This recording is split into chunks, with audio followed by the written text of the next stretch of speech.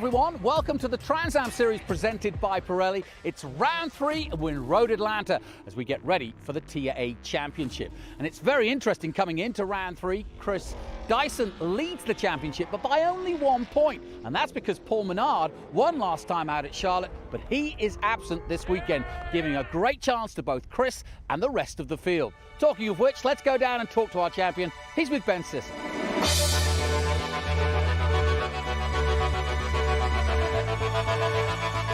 Thanks, Johnny. I am here with our current champion and leading the points right now, Chris Dyson. Chris, how are you going to stay the champion in 2022? I think we've just got to do a lot of what we did in 2021, Ben, which is to be fast every time we come out and to be reliable. You know, Trans Am never lacks for excitement or drama. You've got deeper competitiveness throughout the field than we've had, you know, and you've got committed veterans here that know how to win championships. So, you know, you've got to come out every single weekend ready to win, ready to execute, and I think that we're prepared to do that this year as we showed at Sebring.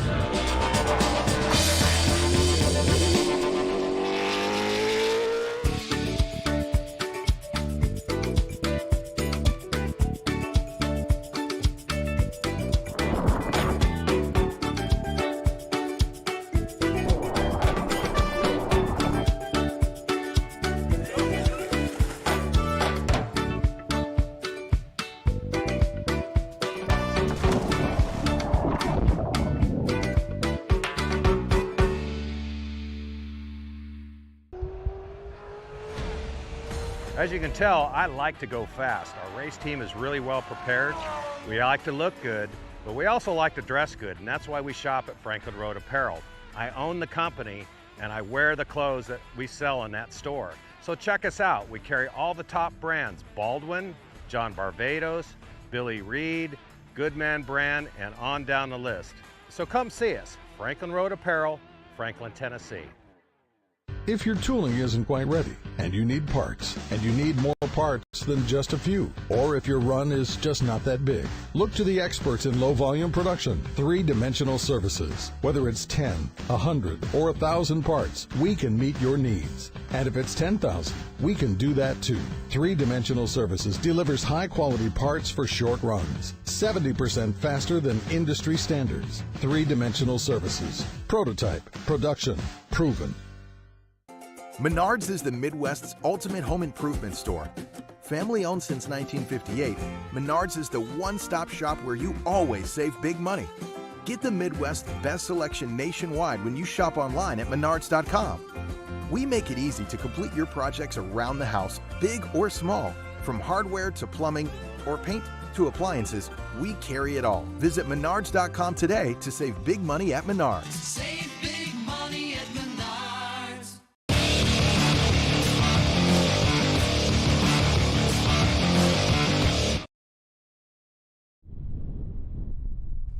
Hey everyone, welcome to Road Atlanta. It's a beautiful day here in Braselton, Georgia. Jonathan Green here with Adam Andretti, and Adam couldn't be more different than where we were last week in Charlotte. But looking forward to this. Round 3, it's early, but already 1 point between the two championship leaders. Yeah, this is really heated up. Unfortunately, you know, one of those contenders won't be here with us this weekend to compete. But you know, that gives Chris Dyson an open opportunity to get back in control of this championship. So. That much different than where we were last week. We're looking at, you know, Michelin Raceway Road Atlanta here is your classic road course, one of the absolute best places in North America to drive a race car. It should be on everyone's bucket list, and not only if you're a race fan to come watch a race here, but as a driver, every driver that drives in North America wants and looks forward to driving here at Road America. Well, it's going to be an interesting race, this one. Very close in qualifying and practice. And as you mentioned there, Paul Menard not here, and there was only 1 point between him and Dyson coming into this. And that really does create an opportunity for Dyson to bounce back because of what happened last time out at Charlotte with that burst tire.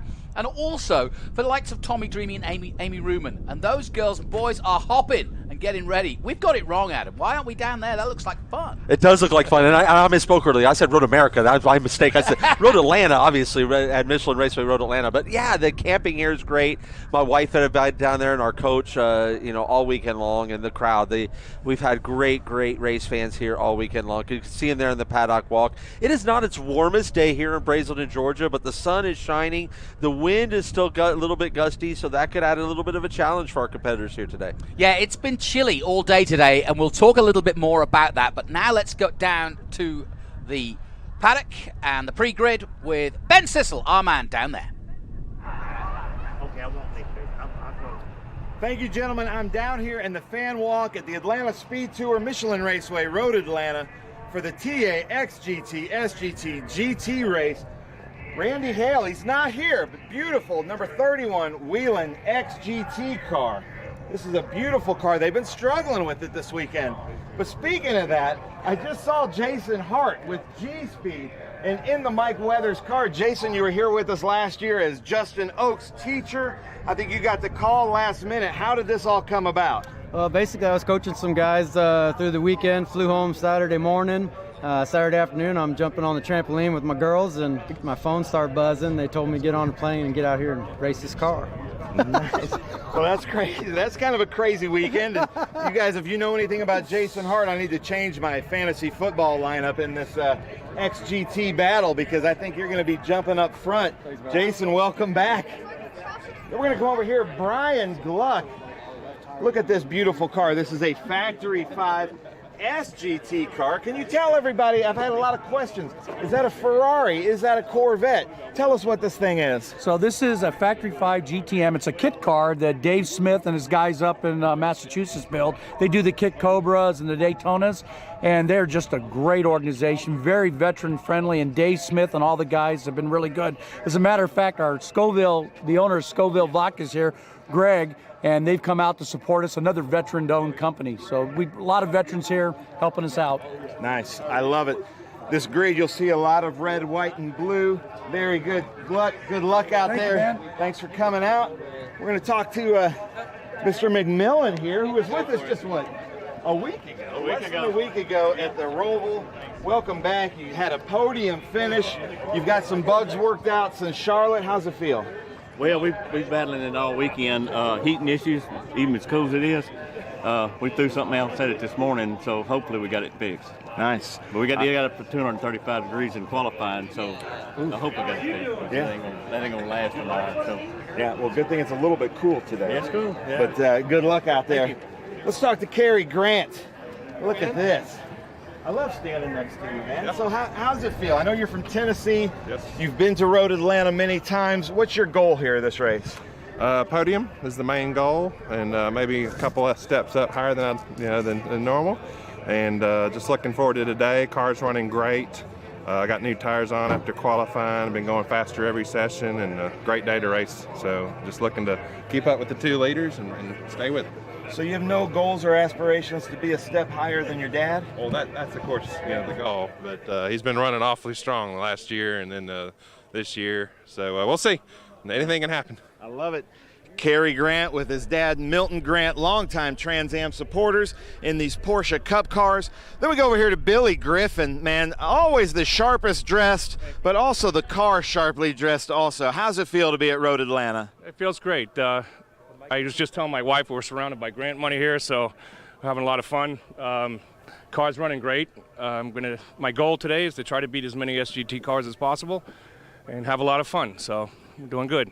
Yeah, look at this, the GT car way up in the GT class. Nice job, Billy. You've been fast all time. I have to say thank you to Osnay for always helping me out here. He always complains I don't ever mention his name out there, so I want to make sure that he says that we do acknowledge that he does all his hard work on this car.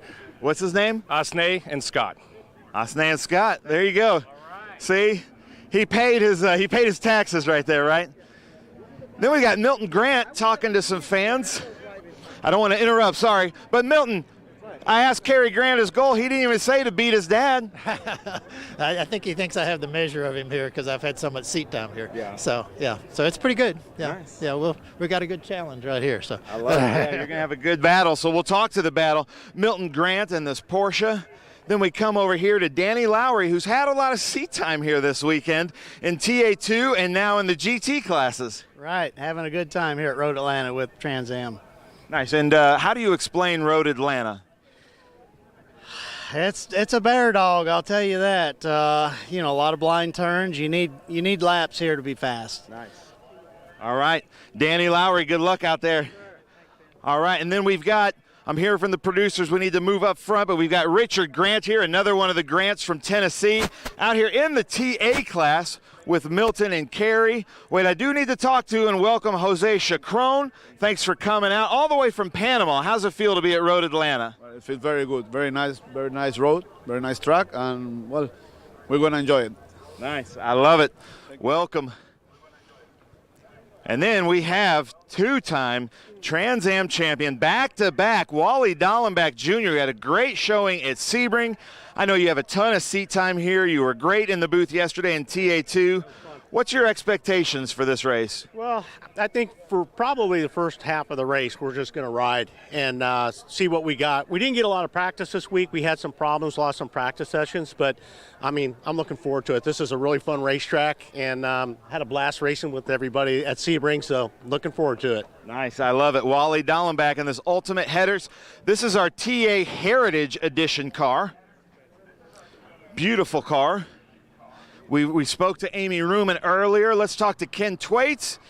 Ken Twaits, you had a little challenge with Penteric up there, and you beat him. He went back out, beat you by like a thousandth of a second. Green flag drops. What's your strategy? Well, you know, I'm on the outside going into turn one. We had a little problem at Charlotte, so we don't want to repeat that mistake. So I don't know. I'm just going to be conservative and see how it pans out here. David and I had a real good battle in qualifying. Hopefully the same thing happens in the race. Nice. So if you read between the lines, I feel like that is a man on the mission for a championship. Anytime they kind of give you a conservative answer, that seems like they're running for points, running for a championship. We had talked about David Penteric earlier, Kreider Racing, new chassis with Ave Riley. Tommy Dreese here, he was with us, did really well at Sebring. Oh, no, Tommy, Road Atlanta, tell us about your strategy at Road Atlanta. Well, first of all, the fans here just been amazing this weekend. Pirelli, to all of Trans Am, the whole team, Green Light, Lucas, Lacey, Jagger Elin, I love you. This track's amazing. It is just one of the most amazing tracks I've ever been on. It's fast, it's technical, it's everything. We got Dyson to the right of me. What is that? Is there a song? Yeah, Joker's to the left. Yeah, here I am, stuck in the middle with you. Anyway, we're going to go battle. It's going to be a great fight, and yeah, just love you guys. All out, battle. I love it. Tommy Dreese. Okay. We do need everybody to clear the grid, please. Please, everybody, spectators, to clear the grid. I'm hearing from officials we need everybody to clear the grid, except for you. You don't clear the grid. Chris Dyson, pole again.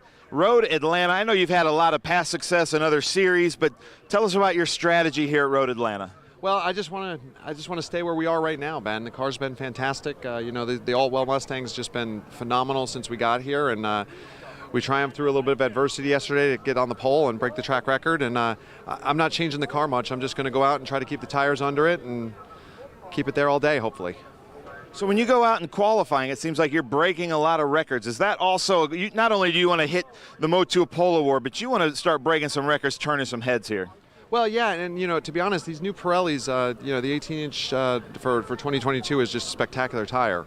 So I think we're going to see the track records fall everywhere, and if I could put my name next to them on the Trans Am history books, I'm happy to do that. I'm proud for the team. Nice. I love it. So Chris Dyson up here on the pole, making Greg Pickett proud.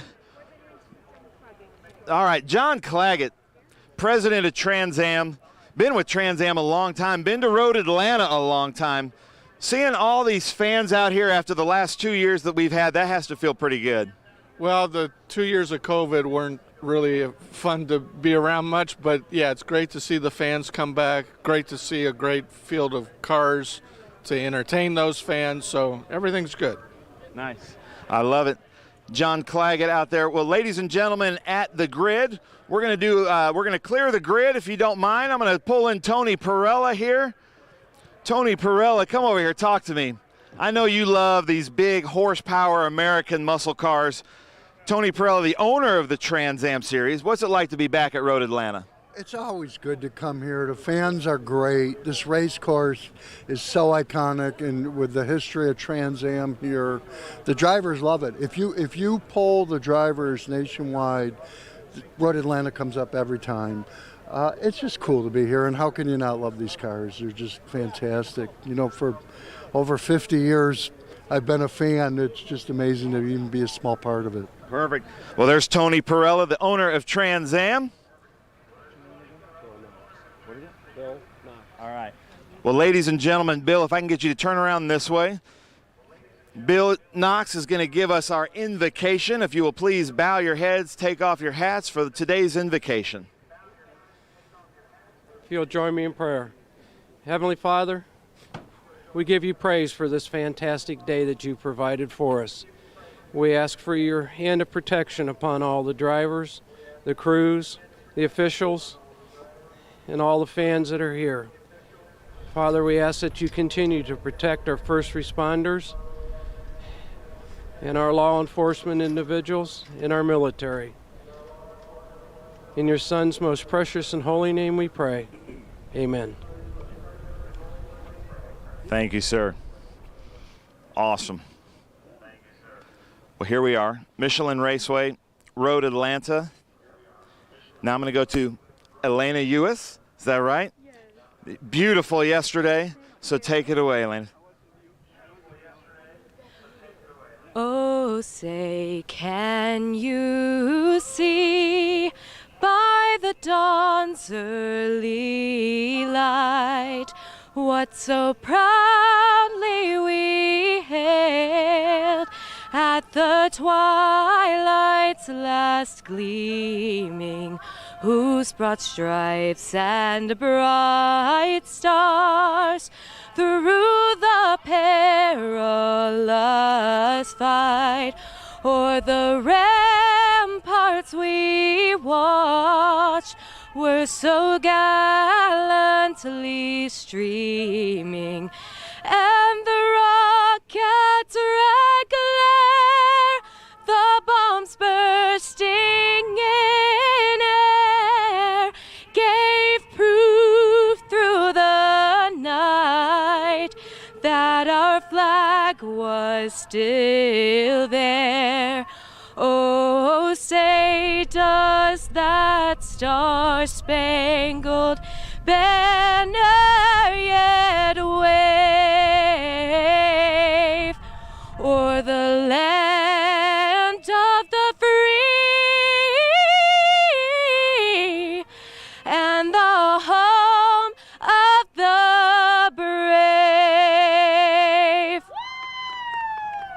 Well done. Oh my goodness, absolutely beautiful. Well, I have nothing else to say, so Jonathan, Adam, back to you guys. Excellent stuff, Ben. As always, a wonderful rendition of the national anthem. And Adam, so much to talk about here today. You were out in the thick of it yesterday. Cold conditions first and foremost. How did that affect your race, and how will it affect this? Well, first of all, it's in the race car. You got chills from hearing that, Yeah. hearing the way she sung that, our beautiful national anthem. And I always argue that we have one of the most patriotic sports that you could ever want. And but the cold, I think gave us grip throughout the race. It was it helped our grip levels, and I think that was a good positive for us. But then the wind kind of gave you, because it was gusty yesterday. It seems to be a little bit more steady today, so a little bit more predictable. Where ours yesterday seemed to be like it was very, very gusty. So you would come down here the hill into turn 12 that we're looking out of the booth here at, and it would feel completely different than going up turn 1. Turn 1 was like you were hitting a wall of air. And so it gave you a lot of good front pressure on the nose, and you got good front confidence, but it felt like you were pushing a sail all the way up the hill there, Jonathan. Everybody I've been looking at doing a little bit of taping to the front of the grills, to the radiators. And there's two reasons I was told. One, obviously, it's cold. They want the engines to heat up, actually. Maybe get a little hotter, but it also helps the downforce. Yeah, absolutely. Yeah, it is definitely a twofold reward there about the cool temperatures. You can see everyone's got a different theory, too. You can see the new Riley there. They have all what do you kinds think of of this? fascinating ductwork. It's a looking race car for one. You could tell Ave and Riley left no stone unturned with it. It's I think it's going to be a very formidable competitor. And we saw them back to back, like we anything saw them else. back to back, didn't we? Yeah. The older one and the new one. Yeah, it was. It's a lot more sleek, as it were, at the back end. Yeah, I forget how much narrower the chassis was in the back, but that saves a lot of weight and brings the center of gravity. You know, it lowers the center of gravity and all those type of things. So, yeah, it's a fascinating project. I think we're all anxious in the Trans Am Pack to see how that develops. Yeah, it's going to be interesting. It certainly sparked David Pintarek into action. Great qualifying between he and Ken Thwaites yesterday. Ken was, what, 1/1000th of a second quicker than Pintarek, and then it went out, and he beat Ken's time. That's great stuff. Here we go then. Chris Dyson in pole position. Tommy Dreese alongside him. Then it's Pintarek and Thwaites. Good battle between those two. And then next row, it's Amy Ruman and our heritage runner, Wally Dollenbach Jr. Then Panama's Cochran and Richard Grant, Lowry and Grant, that's Milton, and then Griffin, Carrie Grant, Don McMillan, Jason Hart coming in for Mike Weathers, and Randy Hale in 15th place. And Hale has to start at the back. He missed the drivers' meeting, so that's another reason why he's back there. So he said he's just happy to be out there, and it wouldn't actually make that much difference to him. So he should make the meetings, though. Yeah, no, you want to make the drivers' meeting. There's important information in those meetings, as you found out, Jonathan, as you've been able to attend these lately. All right, let's head down to Ben Sissel as we get ready for the start. Come on.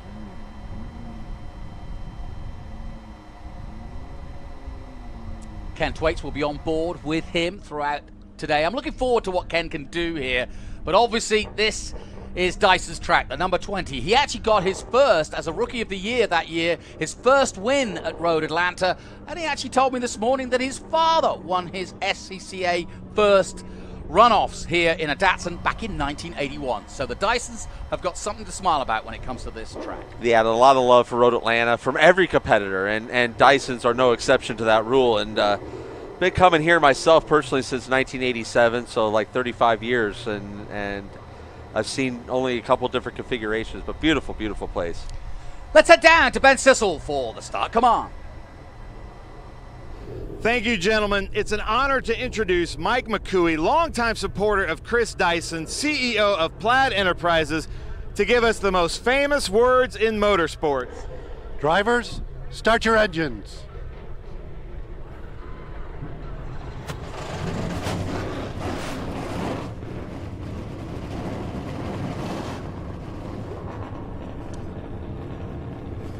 Trans Am them roaring into action. Lots of stories to tell you as we get ready for the start of this one. Chris Dyson will be on board with him. Ken Thwaites will be on board with him. So plenty to look at throughout this race. And we're expecting a good battle, especially in TA. Let's just tell you the story of where we are as we're on board with Chris Dyson here.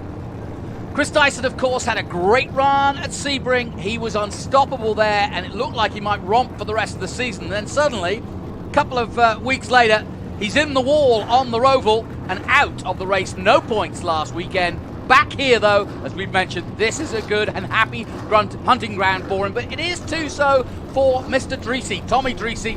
But we found out he's got a tweak back this weekend. Yeah, he's starting to recover. He actually was taking advantage of one of his competitors' physiotherapists. Chris Dyson had his physiotherapist here, and lo and behold, that's what this Trans Am paddock's all about too, is not only if your race car's suffering and needs a part, if your body is suffering and needs some recovery, you have options down here, and I think that's just fantastic to know, the camaraderie. And you're right, and it goes for all of you. I think that's the beauty of Trans Am, is that Dyson wants to race hard against Dreese, but he wants a fully fit Dreese. Yeah, of course. No, you never want to beat your competitors off the racetrack. You want to beat them on there and fair and square and on the up and up. Yeah, I talked to Tommy about it, and he said that it just happened a couple of days ago. He just tweaked it, and it's one of those funny things. I've had it too, and it's hard to get rid of. And he said it was affecting him in the braking. He hadn't realized until he saw the data that he was physically not braking as late as he normally did, just because of the back. Yeah, you know, Road Atlanta has really great grip in the braking zones, and you're under hard compression into 10A, 10B, so you can really just dynamite the brake pedal, and that's something that if you're not getting the most out of that, then that's costing you time for sure. As we're on board there with the Lucas onboard camera. This is the Ford Mustang out of the Gentilossi group there.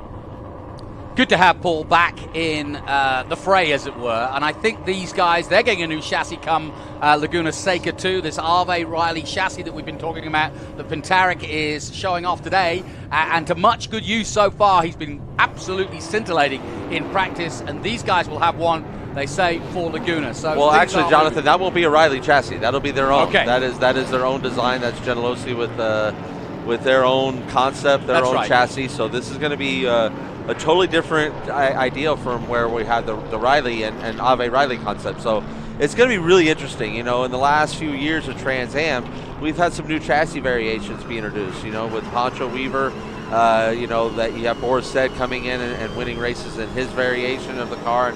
And that kind of kickstarted everyone to start rethinking, you know, the chassis builds in TA in this class. And that's where we're at right now with the new chassis. You know, Meissen is dominated with this car right here, the Altwell on board with Chris Dyson. That's a Meissen chassis, and it's good to see Mark Meissen back out here in the paddock this weekend. We've missed him earlier in the year, so again, it was seeing some of Dyson's old band back together. Phil Ray was back down there again because he had some time off from his other commitments. So it was just really great to see them kind of bring it all back together after the struggles they had last week. And as you can see, we'll be on board as Chris Dyson shows us his office and how he goes about his workday, and it's always a joy to watch Chris Dyson here at Road Atlanta. So we'll be on board with him. We'll also be on board with Ken Thwaites, and Ken is a man on a mission, no question about it. He's got a 4-man team this year. He's relatively new to TA, but boy has he taken to it like a duck to water.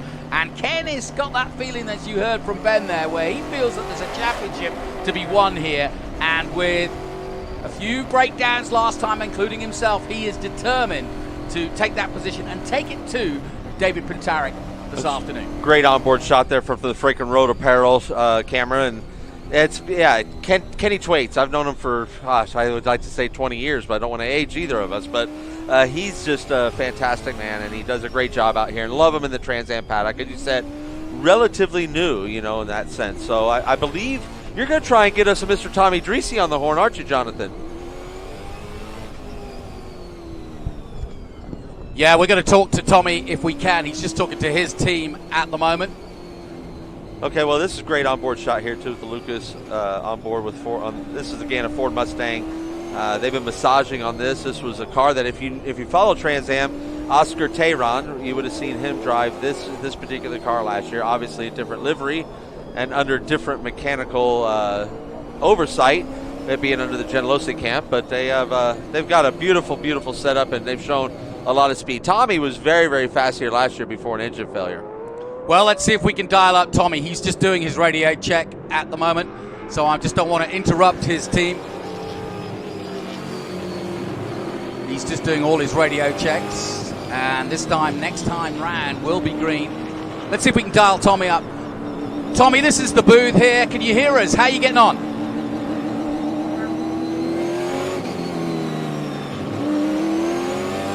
Tommy, this is the announce booth. Can you hear me? I got Adam Andretti here, and we're just wondering how you're getting on and how you're going to play this one.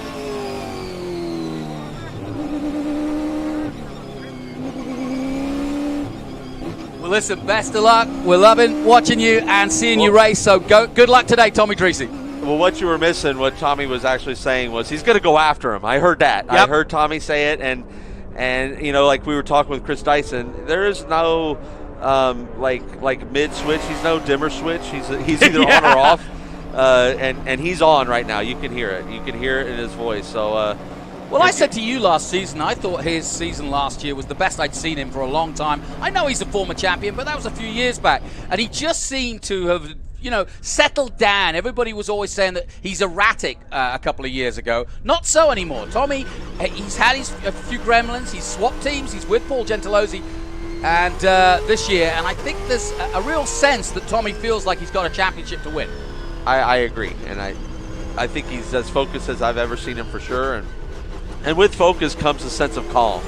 You know, if you're pulled in a lot of different directions, or if you're not 100% in, that's when things can get a little erratic for you out there. So I think that's what we're seeing in Tommy is his commitment to Trans Am, his commitment to his racecraft, and it's adding that sense of calm to him. As we're going to see him get side by side here out of turn 9. This is when we're asked to by the officials to get ourselves side by side, minimum scrubbing.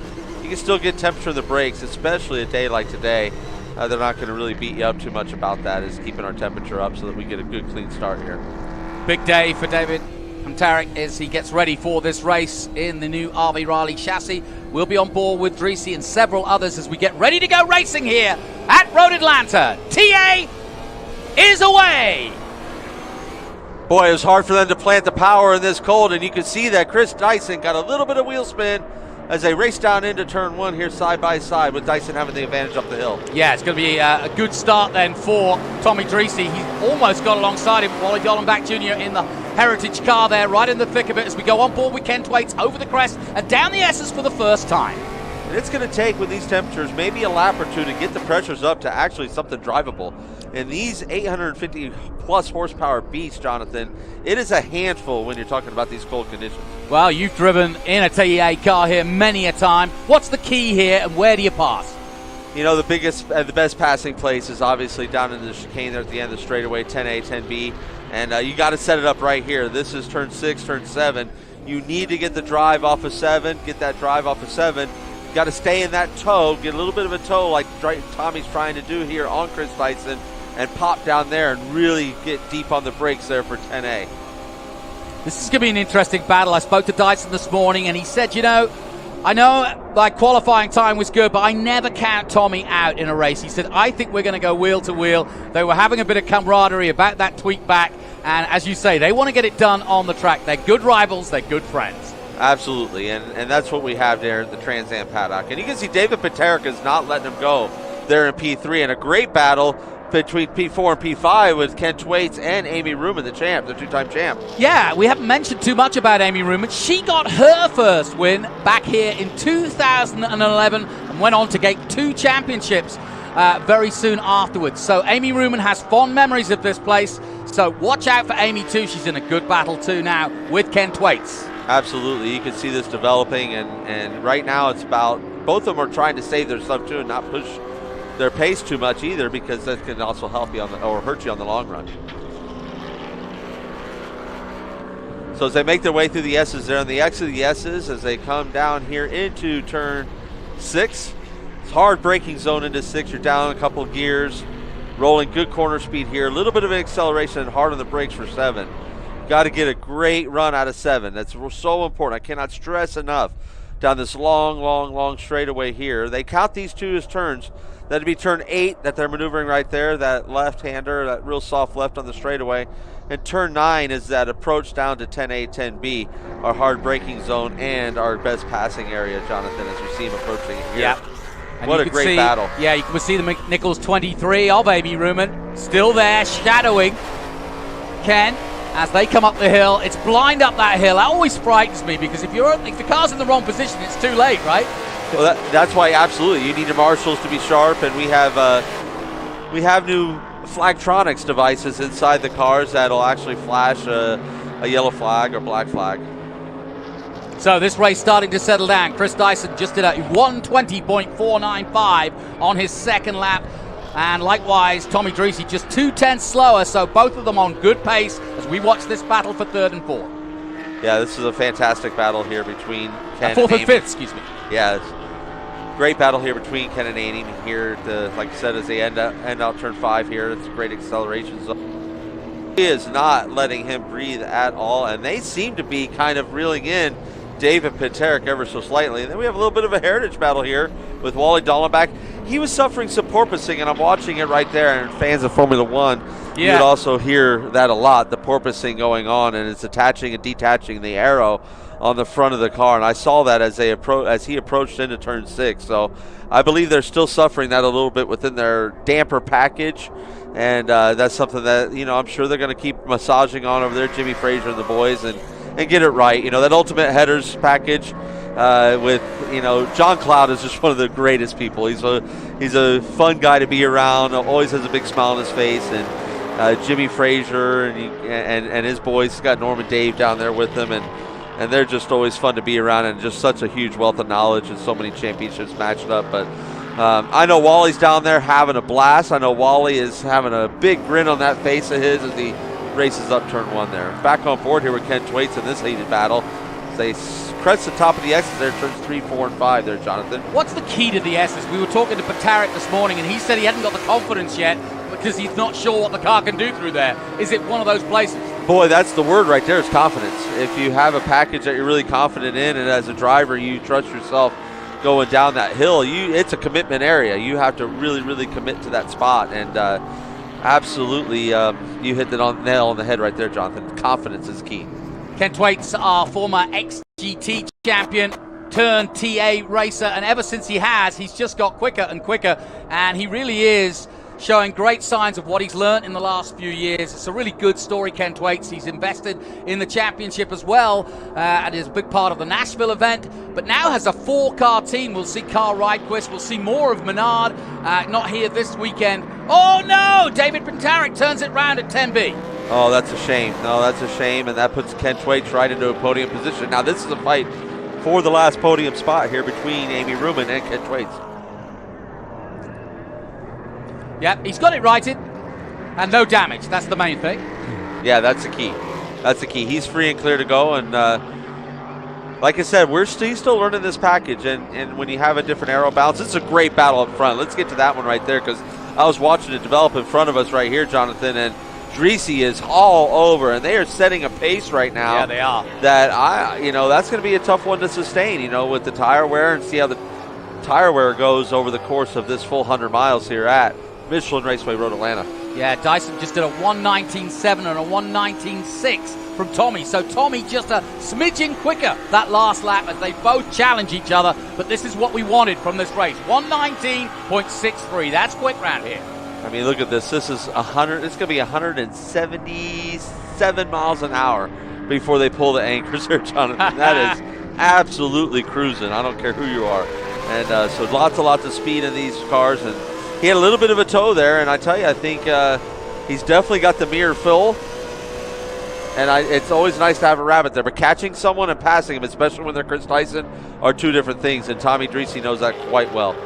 Yeah, we were privileged to listen to Chris this morning as he basically held court with his guests. All his sponsors are here and their families, and he was telling them about the track, telling them about racing, and a big weekend for him. And of course, the head of Plaid did the race command and one of his longtime sponsors. Yeah, it's a big, long-time supporter of his, and not only in the Trans Am series, but just in I believe in business and guidance and all that. So. A lot of respect between those two gentlemen. Got to meet him this morning in the hauler there, and it was a lot of fun to share some stories. And before we got to wish our good luck to this man who's taken the command of this race, and as he heads out of turn 7 down this long back straightaway, let's see what he gets. Now in the toe, we know that it was 177 miles an hour for Dreesy behind Dyson. Now let's see what Dyson's top speed is here. About the same. 78. No, he's 178 without a toe. Okay, so he's really got some good horsepower underneath the hood of that Ford Mustang. They're going to come into some traffic, some GT traffic here at a very inopportune time on the bottom of 12, and that's going to suck Tommy Dreesy right up on the tail. SGT Factory 547, and not where he needs to be, as some problem or other.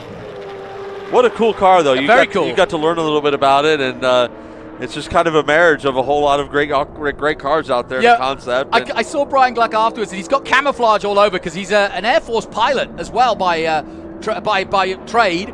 So he does this sort of part-time, but he said there's a lot of different cars. He said it does look a bit like a Ferrari at the front. It does look like a GT40 at the back. It's got a Porsche engine.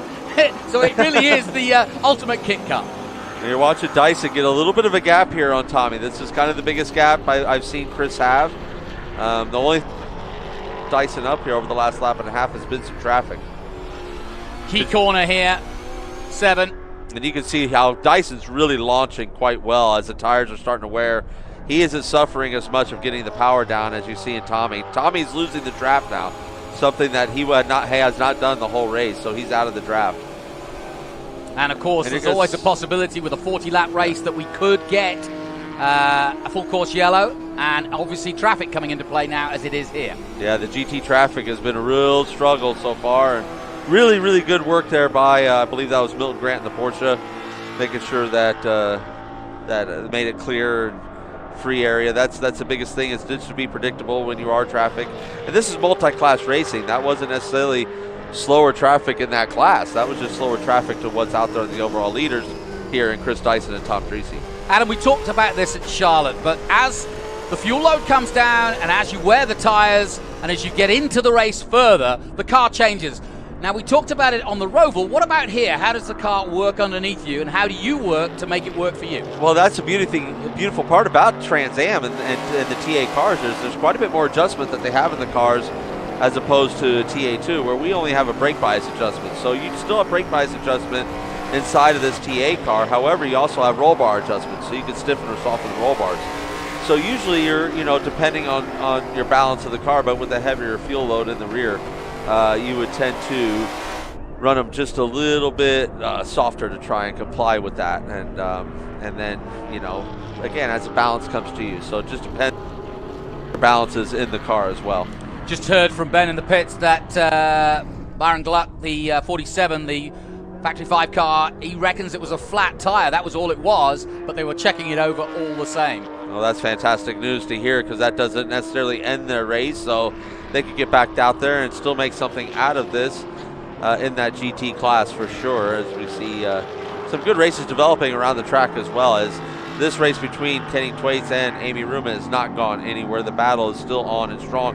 And don't look too fast, but Wally Dollenbach has broken that gap, and he's starting to gain on this battle up here. So if Kenny and Amy start racing each other a little bit here, it's going to draw this battle right to them. Beautiful sound of TA here at Road Atlanta into turn one. A little bump into there.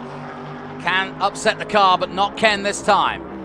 Through comes McMillan in the number 51. He's currently 15th overall and fourth in SGT. You got led by Danny Paterick. Lowry at the moment. David Paterick right there is back in the mix of things as well. He's going to want to get on he's going to hope for a yellow so he can catch up a little bit, because there's nothing wrong with the car, as you can see. One thing that really sort of astounded me was how much the driver's in the middle of this car compared to the older car. Yeah, I mean, it's all about, getting that center of gravity where you need it.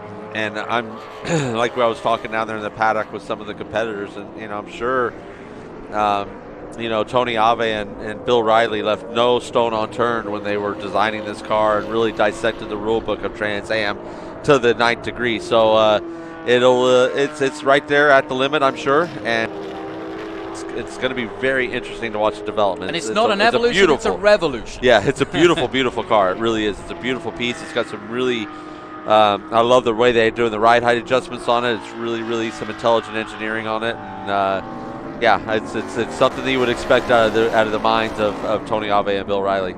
Back with Wally Dollenbach in the number 4. That's a heritage car, and if you're wondering what that means, you can work it out. TA Heritage Championship for older TA class vehicles, no longer eligible for the National Championship, and the drivers need to have some Trans Am history. And I think that the legend that is Wally Dollenbach Jr. actually does fit into that category as one of the greats of Trans Am. I gotta imagine driving with that porpoising effect, Jonathan. It's like driving with someone who doesn't know how to drive a manual transmission. It's just got to be shaking yourself to have death in there. Yeah, you need a mouth guard in. It's going to be so uncomfortable over 100 miles. So, my hat's off to you, Wally, hanging on to that thing, because that's got to be a tough battle out there. But he is out there, and he is fighting like he always does. The legend of Trans Am, that is Wally Dollenbach Jr. Yep. Great to see him back out there. And you know what? He came in the booth yesterday, and I think he and Ray Everingham were really impressed with modern-day Trans Am and excited to be part of it, not just on track, but also as part of the commentary team, because it's a sport that's been so good to them, and they love it, and they want to see it thrive, and it is. My rookie year at Daytona in Trans Am and TA2, Wally came in and was teammates with Cameron Lawrence, as a matter of fact, at Miller Racing at the time, I believe. Mike Miller was owner at the time, and what is now Stevens Miller. So yeah, let's watch the evolution of TA2 and where he drove it, which was quite a bit different to where it's evolved to now, especially on these Pirelli tires. Just like we're seeing in front of our faces, TA evolve into a whole new level with this beautiful new tire. This is the baddest GT car on the planet now, Jonathan. Nothing goes faster in the GT class in the world. Over the crest they come, always tough, this section of the track, downhill. Although you were saying to me this morning, when you're in the car, you don't notice how deep down into this valley you go. Yeah, you almost have to drive it from the outside to get an appreciation for the elevation change here. We've always noticed that in race cars. Same thing like last week at the banking in Charlotte on the ROVAL. You don't really feel the banking when you're in the race car. When you're standing there on your feet, oh my goodness, it's like you're stacked on top of a building. But, you know, in a race car, it really kind of flattens out. And same thing here on the race car. Oh, deep on the brakes. Shock run. Shock run. We all want to visit Panama, but, but that ain't the way to do it. He lost a lot of ground there by that little moment. Yeah, and this is a softer compound Pirelli tire, so it's a very, I would be suspect that it's a pretty easy tire to flat spot. Lost a tire in practice, but no harm, no foul into 10A. And he does good under braking, does the 17. He's caught right back up despite that problem out of 7. Yeah, this is going to be a good race, and you know, I'm sure he's enough of a fan of Trans Am to know who he's racing against there and to know what's at stake here. So that's going to be a pretty special thing, some pretty special bragging rights if he can pull this off. But I could just watch the front end of that Ultimate Headers Ford Mustang just struggling when there's air pressure there. That brake and release, you can see that bounce, that porpoising that we're talking about. Yeah, a bit like the Andretti's, the Dollenbachs. It doesn't matter. If you've got a name like Dollenbach, and even Mum used to race, they all have some racing in them. Jake race, Paul races, Mike works here.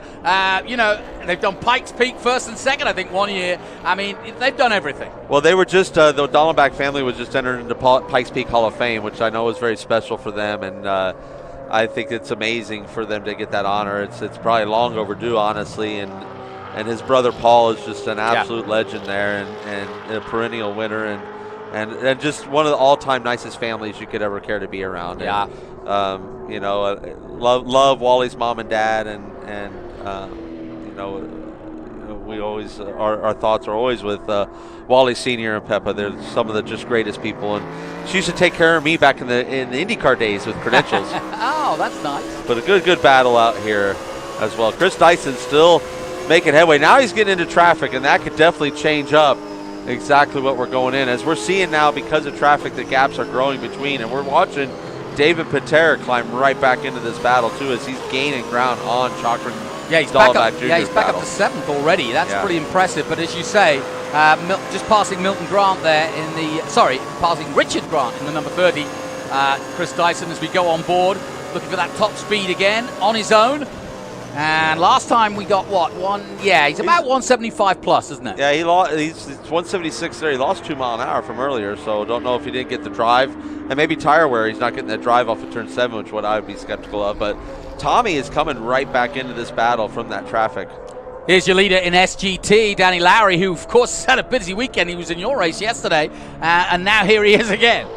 Yeah, he is. He's right there in P10, you know, just behind Jason Hart, who flew in for this, and Jason is an excellent race car driver, been around a very long time, a very formidable GT competitor. And so honestly, when you have a GT car open and you need something last minute like that, he's definitely a good phone call to make. And so he's here to take that thing to the front of his class, which he's done. But yeah, Lowry there, we're watching, and you can see, I believe P4 is where Ken Twaits is, or P3 is Kenny Twaits. So and overall in TA. Yeah, Kenny just jinking out and getting past the SGT car, no problem.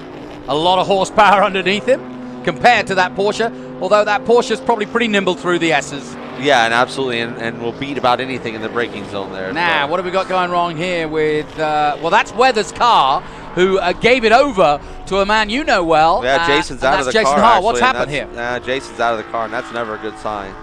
So, so as we just commentator curse, right? Sorry about that, Jason. That was not on purpose. You're going to get an interview here with Ben. Yeah, let's head down to Ben Sissel. He's got Jason Hart.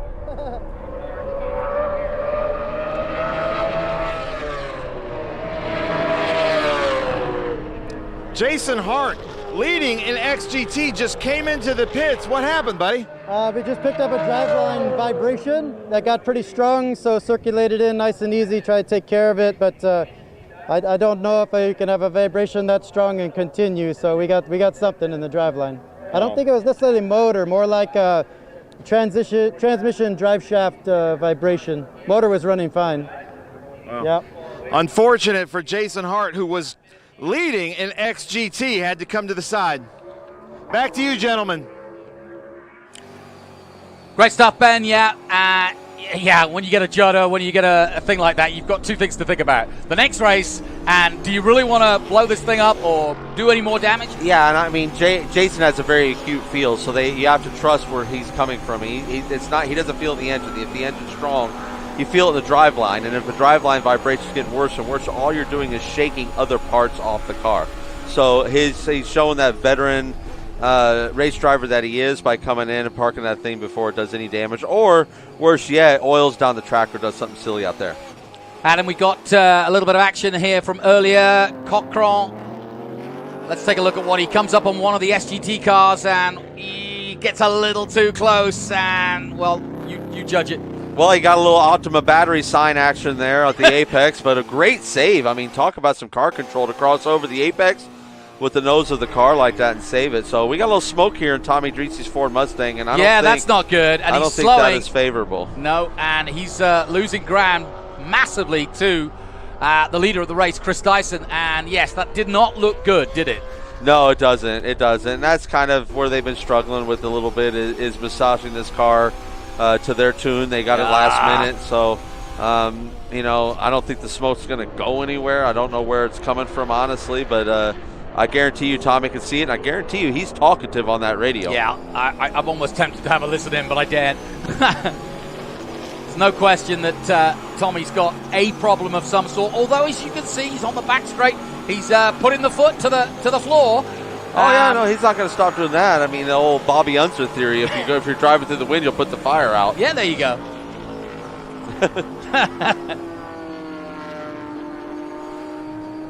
So, yeah, it's obviously at speed, it pushes all that around. So it could be, sometimes there's header wrap, and the glue from the header wrap, the basically to keep the heat away from the driver. Sometimes that'll get on the headers and could cause that. If everything's running fine and he's got no issues, but he seems to have lost some gap. He's 2.8 seconds back on Chris Dyson now, and that's by far the farthest he's been. Yeah, so that's really helped Chris Dyson, of course, who didn't finish last time out at the ROVAL last week.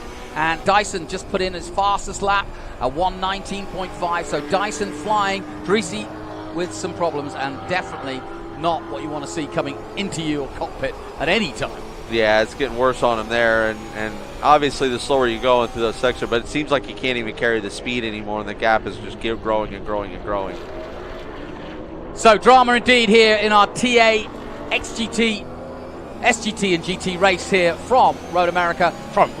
I've done it now. Road Atlanta. That was my fault. Yeah. I started that trend. Did. Sorry about that, bud. Road Atlanta. How can we forget? Of course it is. No, of course not. But they're two great racetracks that we love where we're at here. And I don't want to rush. I want to rush to July when we're at Road America. We're here. We're March, and this is Road Atlanta, and it's a fabulous racetrack and a great place to be.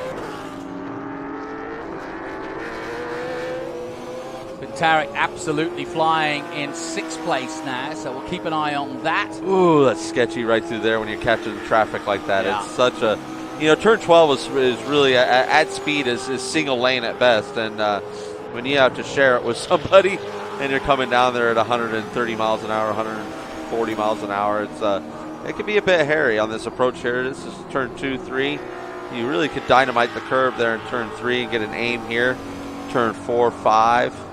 Okay, for the S's. We just heard Jason Hart says it could have been a broken drive shaft. More importantly, Tommy Dreese, it's a reverse lockout cable. And that's from Paul Gentilozzi, his team manager. Oh, okay. Is that what's causing our issue here? Is that what they're saying? That's strange that's what would be causing the smoke. But taking a good look there at the Kreider Racing Ford Mustang. That's that Ave Riley chassis we've been talking so much about. He's back on the hunt and gaining on this Wally Dollenbach, Amy Ruman battle that's been developing as well. Yeah, he's not too far off it. He really has recovered well, and he's recovering from health issues. He was not feeling 100% a couple of races ago, and at the start of the season at Sebring, pulled out of that one, but has literally got more and more confident. Now with the new chassis, he's really feeling good. Oh, of course, there's definitely millions of Americans that commiserate with David Paterick that have gone through COVID, and that's what he's recovering from. And he's feeling better, obviously, as we've spoken about. He's good at that, like 80, 90%, as he said. And like in anything, you know, it's that last 10%, 10, 20% that's the hardest to get back. So as a battle, look here for how about this? Wally on the outside of Amy Rubin in turn 6. Oh, side-by-side action. Two Trans Am champions going at it. And this is going to be a crossover move by Wally, and he's going to sit there and try and keep speed up.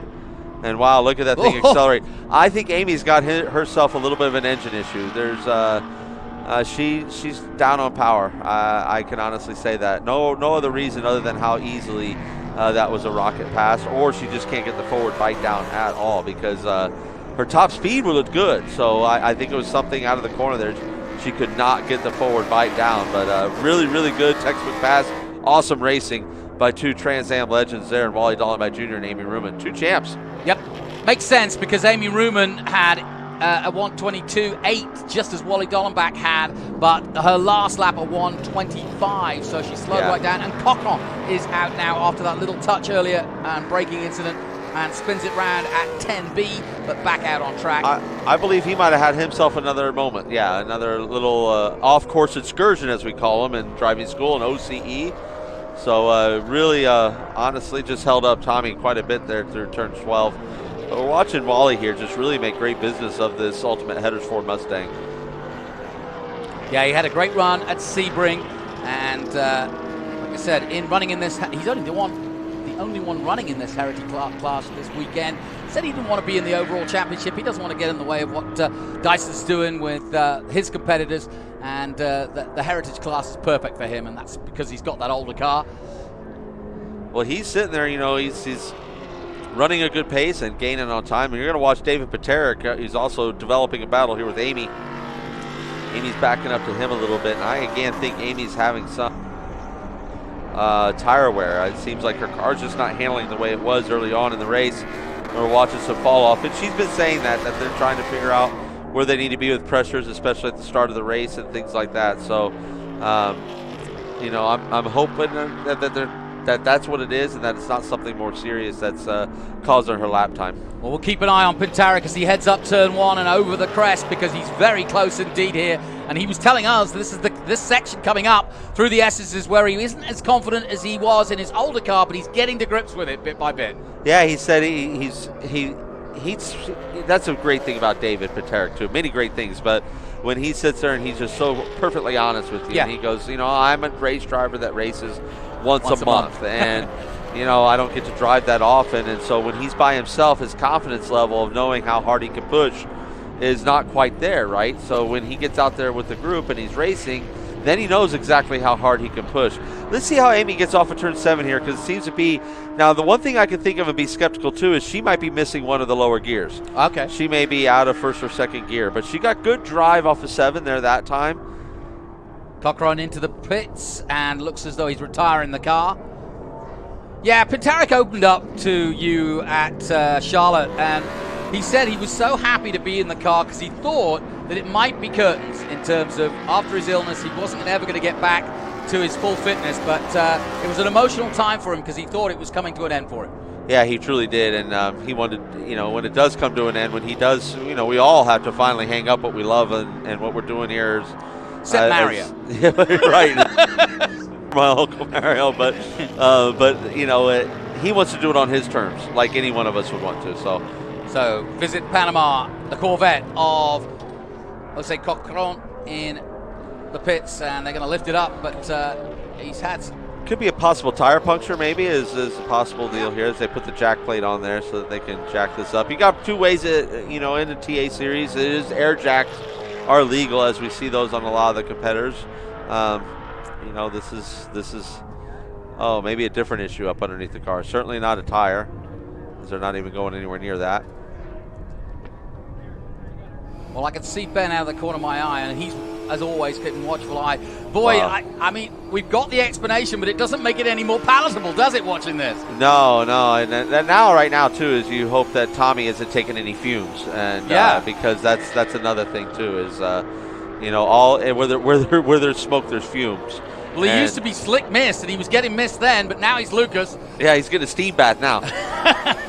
but no, again, it doesn't seem like it's affecting the performance of the car, and it hasn't certainly affected Tommy's overall performance. He's still pushing lap after lap. Well, the key for Tommy right now is if he can continue to circulate that, he's going to get major points for second place.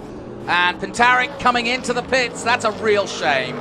Yeah, we got a front row seat here. It's not on our broadcast right now, but David Pintarik is looking like he's coming into the pits very, very slow here. As we're looking on track here, as Ken Thwaites is navigating the S's here. He's out of turn 5. Making a pretty work of it. His fastest lap of a 22.59. And he's sitting there really nicely. He's got that last podium position and a legitimate spot there. And he's just out there making his laps, making sure that that Franklin Road Apparel Chevrolet Camaro just gets home after this 100 miles. We're past the halfway point now, Jonathan. There's only 17 laps left. We've had a clean race so far. Yeah.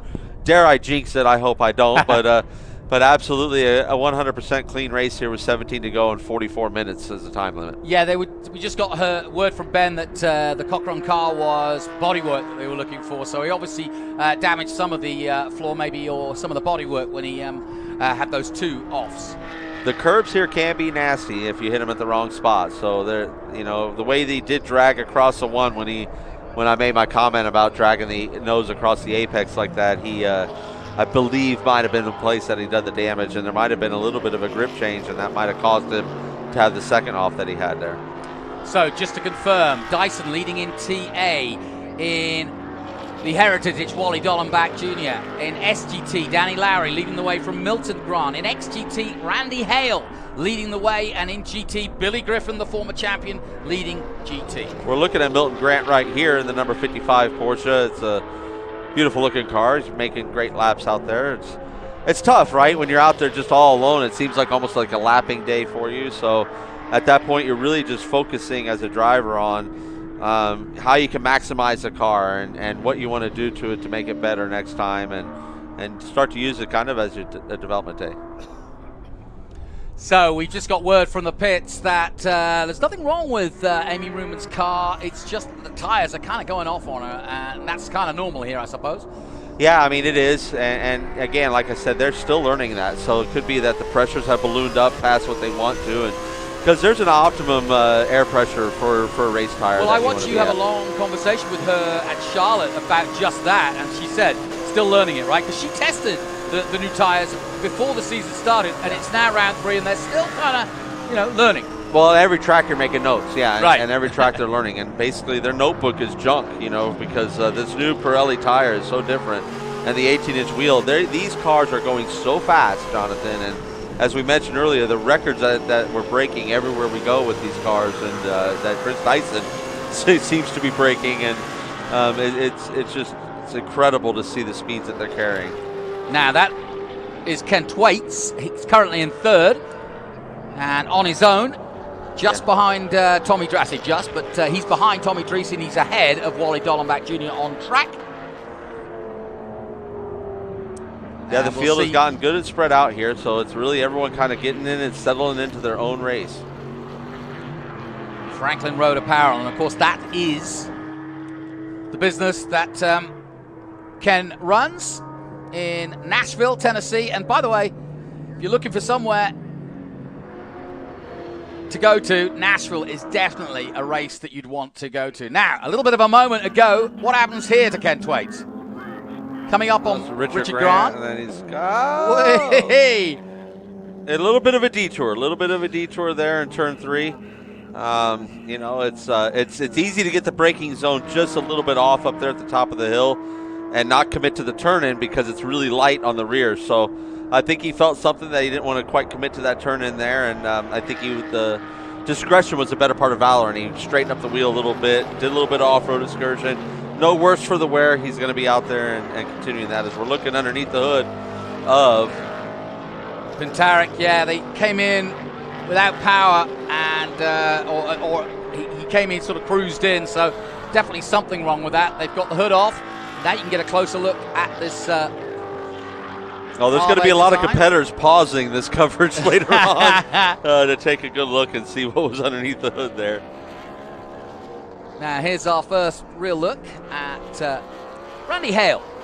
And like I said, he had to start at the back, but he's currently circulating, and he's got away from the back because he's up to 9th now. Yeah, Randy Hale, he's one of those competitors too. He's fun to have around. He's always got a big smile on his face, and just so happy to be out here competing in the Trans Am Series. And a beautifully liveried car. It always reminds me of like Richard Childress. Yeah. Racing livery, you know, from the NASCAR world with the big Chevrolet bow tie and wheeling. But yeah, it's always a treat to have him around, and he's doing a great job out there as well. Beautiful day here in Braselton in Georgia, the home, of course, of Petit Le Mans. Talking of which, I was talking, you know, we talk about expertise. Dyson was telling me, as he's coming up in his own traffic now, but Dyson was telling me he's done 11 Petit Le Mans around here, 3 or 4 podiums in Lola LMP cars, Porsches, Spiders, you name it. So that's why he knows this place so well. Yeah, that's a lot of laps around here. That's an awful lot of laps around here. So we're going to get a good look here at Billy Griffin coming down the downhill in turn 12. That's a really great looking livery, as we spoke about last week in Charlotte. And, you know, he's exploring other areas of Trans Am too, and you might see him in something besides the GT class, and that's what we see a lot of here in Trans Am. Jonathan, is we saw it in Kenny Thwaites. You know, he cut his teeth in SGT, and lo and behold, he grew into this awesome operation with Showtime, and big support here as a title sponsor and the CBS Sports broadcast. So it's really, really great stuff here. Yeah, looking forward to seeing what Billy can do throughout the season. He's had the advantage that the competition has been slight, but it doesn't bother Billy. He's a former champion, and he will take it where he can get it. And he's driven this sort of car for a couple of years now. I love the new paint scheme with the eagle on the side. He's been trying to learn the car, you know, as we spoke. It's got a different downforce package on it, and from what he's used to driving, and with downforce comes trust. You need to be able to trust it, and as we're seeing, Chris Dyson is going to be right now, he's circulating to lap up to 4th place. He's catching on Wally Dollenbach, but don't turn your head on Wally Dollenbach, because he's actually closing the gap on that last podium spot overall of Kenny Thwaites. Yesterday, Adam, Ray and watching your race, Ray Everingham and Wally Dollenbach were talking about how the car changes with that fuel load. And of course in TA you've got a bigger fuel load because you've got more power. How much does it affect you, the weight of that fuel then getting dissipated, obviously, and getting lighter? Oh, it affects it a lot. Yeah, the car changes dramatically. Also, on top of that, you have the tire wear. Yeah. So yeah, it's but one of those. When is it optimal? All things known. Yeah. When is the best time? Half a fuel load, still half tires, or what? Optimum would be, you know, is qualifying trim. Okay. You know, is the optimum. So as least amount of fuel as possible. You're as light as you're ever going to be. You've got as much, you know, grip in the car as you're ever going to have. But you can't really set your car up for a qualifying sit when you're going to do 100 miles. Well, you can in Trans Am because they're not impounded afterwards. Okay. It's not like Formula One where they go into Park from A. But does that work for you? Oh yeah, I mean you can. Oh yeah, absolutely. No, you will. You work on qualifying trim and on race trim. Well, let's tell the audience what. I'm sure there's a lot of guys out there wanting to know what you can change. I saw the brake bias. You mentioned that. What else can you change within the car? Well, you know, within the car, in a TA car, you could change the bars, the roll stiffness of the anti-roll bars on the front and the rear. On the GT cars, I'm sure the adjustments even go further, like within the electronics, right? Because they have traction control and they have analog brakes and things like this. So when you have those kind of controls, it also you need great engineers on the pit wall to be able to talk you and guide you through those controls, because your hands are full as a driver. You're out there and you're focused and you're in the grid of these battles. So you know, sometimes, you know, obviously you'll hit a spot and you'll be like, oh wow, change in here, so I don't go through that again. And then sometimes your team will see a slight change on the stopwatch, and then they'll ask, you know, and they'll guide you into a change. Salasco Racing, and in the number 51, currently in 4th place in SGT, Don McMillan. We spoke to him on the grid. obviously enjoying his day out here at Road Atlanta. Well, you're always going to enjoy a day here at Road Atlanta. This is, as we've said many times, one of the best. You see Wally coming up here navigating some of that slower traffic, and you got the dominant fashion here.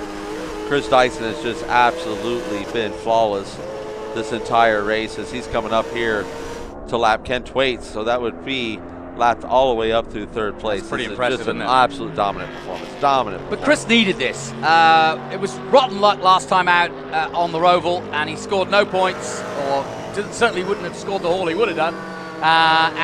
Sadly, going out. So he wanted to bounce back big. And you're a big believer in this.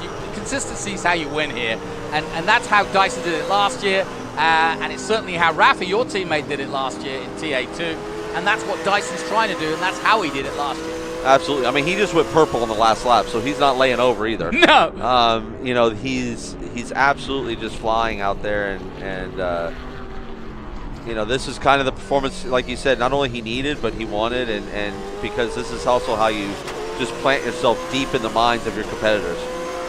You know, a lot of what's going on out here is mind games, and as much horsepower as we know is underneath that Dyson hood, you can see Kenny Twaits is not hurt for horsepower. Nope. Man, yeah, getting down that straightaway, he's good. Not reeling him in, is he? Yeah. Under braking, maybe. Under braking, yeah, but it's Kenny's holding a pretty wheel here, and he is not wanting to go a lap down easy here with Chris Dyson. Dyson gets good drive out of 10B, and comes alongside Ken Twaits and past.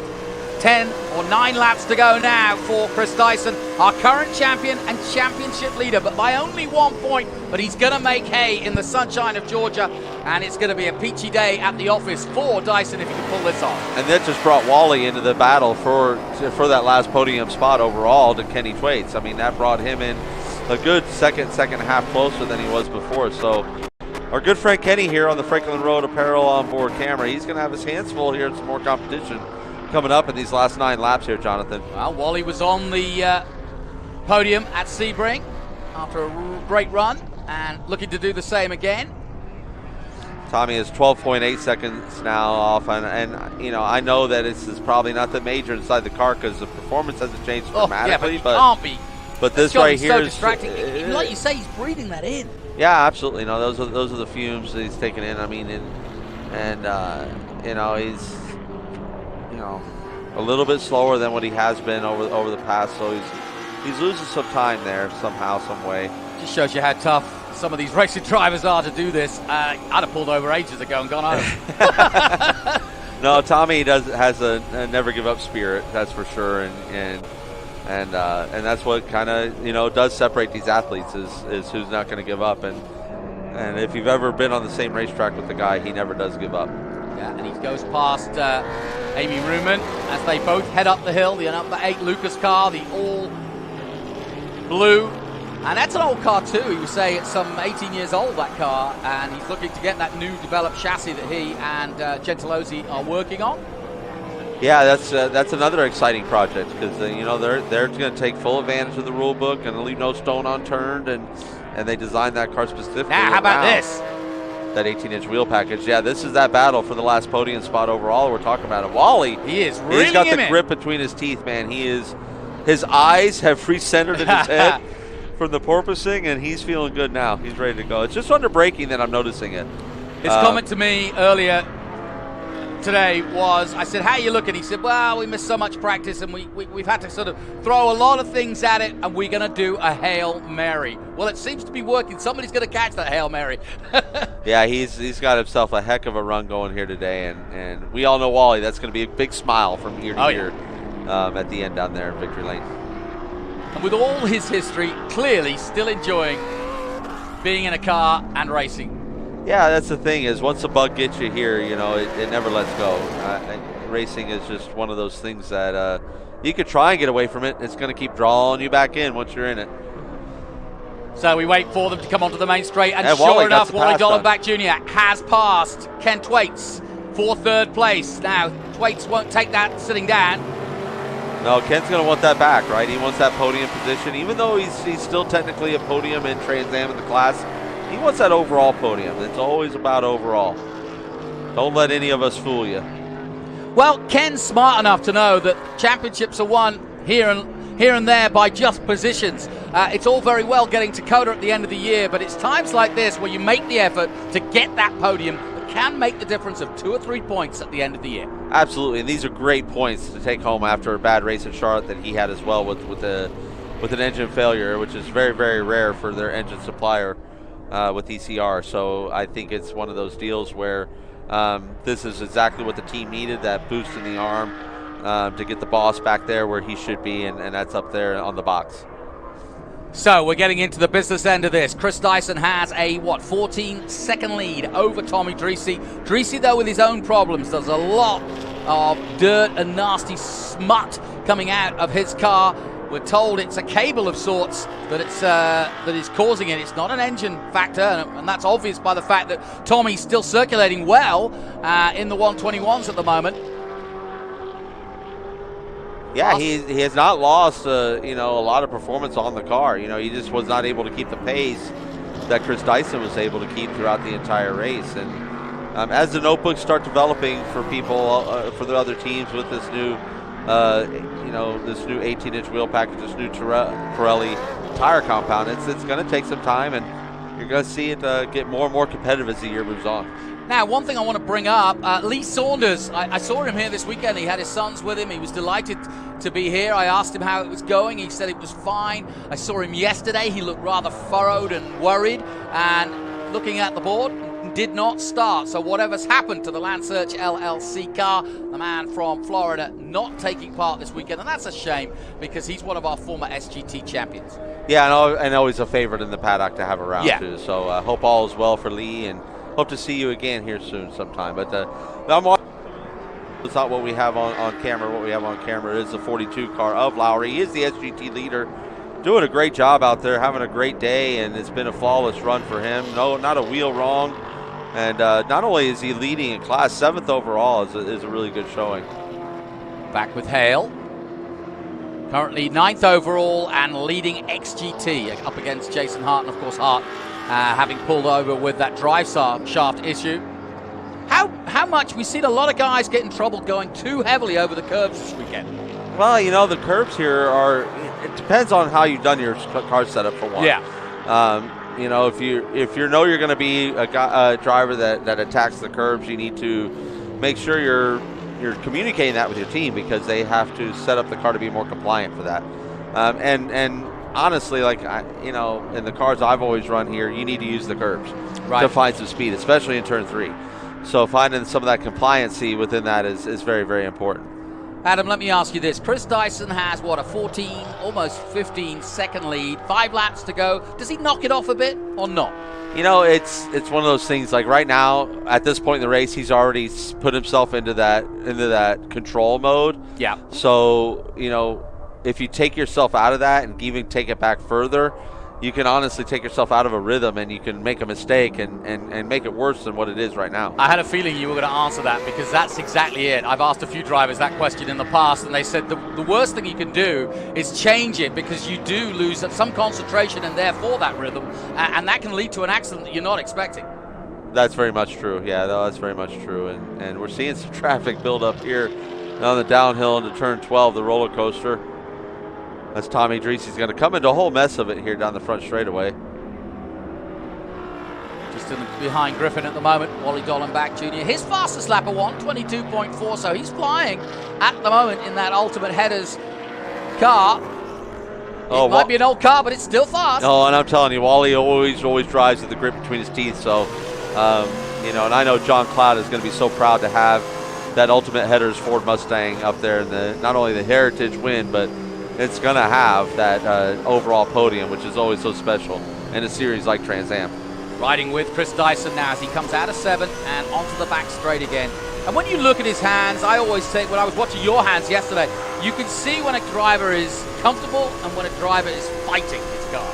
Yeah, absolutely. For a long time yesterday, you were very comfortable. Oh, yeah. I had a great race car yesterday, and but for sure, it's when you're in that zone, you open up your hands and you relax, you take deeper breaths. And I got to be honest with you, after Charlotte, I felt like I could go to the bottom of the ocean and back up. I was held my breath throughout the infield every lap, because it's such a tough place to get around. And And here you get a really nice chance to breathe, and you got a long back straightaway, and you can really kind of take some things in from the lap and make sure that you are getting your right mindset down. And that's the key to any race driver, to any athlete, is that mindset, is to make sure that you're in the moment and you're not getting lost. That's the thing with Dyson. Like, you don't want to take yourself out of this rhythm.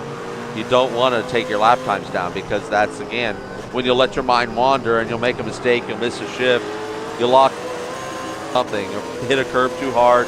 You could do something even nominal that could cost you this race.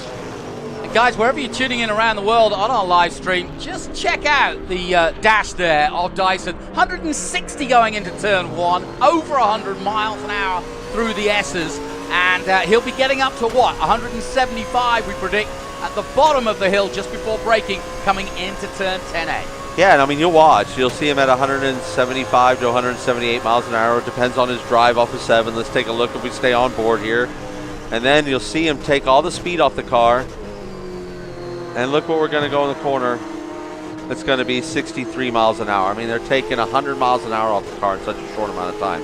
It's quite amazing. It's not only amazing how quick they accelerate, but how quick they slow down. And with this new wheel package, Jonathan, this new 18-inch wheel, they were able to get a lot more brake underneath this car. And so everyone's got bigger brakes now than they've ever had in a TA car. So this is fantastic. We're getting to have it's going to be a clean race here with 2 laps to go, Jonathan. Yeah, it's the cleanest race I've seen in a long, long time. 2 laps to go. Wally Dollenbach Jr. currently in 3rd position and still racing in the Heritage Championship, remember. I say still, but, we weren't expecting him to be in a podium here. But he's done it again, despite the fact that he's missed a couple of practices, didn't get the setup he wanted. Felt like he was throwing a Hail Mary at it, but it's worked. And here he is in that Mustang. He's driven a fantastic race. Nothing that we would expect that from him in this 4 car, but I love the livery. Again, the beautiful blue on that Ultimate Headers Ford Mustang, and he's definitely driven a great race. To bring it up here in P3, that's going to be a great celebration down there, and I can already see the smile on Jimmy Frazier's face. Well, it's pretty interesting. We're going to have multiple champions on the podium. Dyson's got a championship. Dreesy's got a championship. Wally's got a couple. Not bad. No, not bad at all. I mean, when you look at that, it's some good company that Kenny Thwaites is in there in that top 5, bringing it home. It looks like going to be, as he's run a super consistent race there in 4th place, right behind here, Wally Dollenbach. Danny Lowry looking as though he's going to take the laurels in SGT. GT will go to Billy Griffin, and XGT, Randy Hale. And still the smoke continues out of Dreesy. This is a heck of a drive from Tommy Dreesy. I don't know what he's going to say afterwards, but I'm looking forward to Ben's interview with him. Yeah, yeah, exactly. He's a soldier and he's staying out there, and I know what it's like to take in fumes for over a long race. And I remember that's driver's side too. Yeah, I tell you, food's gonna taste different for Tommy over the next couple days. He was in our truck the other day, in the Peterson Racing truck, heating Popeye's chicken, and I'm gonna tell you, Popeye's chicken isn't gonna taste the same to him for the next couple days. Depends how often he has it. Yeah, well, after all that, it seems like it's been 75 miles it's been going on. He's going to be very, very happy to see this checkered flag. Yeah, no question about it. The gap has now dropped to 32 seconds now from Dyson, who's had 0 problems, to Dreesy in 2nd, who's done a great job of hanging on. Flames bursting out of the number 20 Alt-Whale Mustang of Chris Dyson, who has been magnificent all day. He'll take the white flag now for the last slot. And as we go on board for a moment, you guys, well, you were telling me this morning, almost grew up together in the paddocks. Your father's raced, and obviously you've been around racing as an Andretti, and Dyson as a Dyson. His father, a great champion himself. But this is a big one for Chris, to get back in the saddle, as it were, after last week. Oh, for sure. We saw him this morning. He was relaxed. He was focused.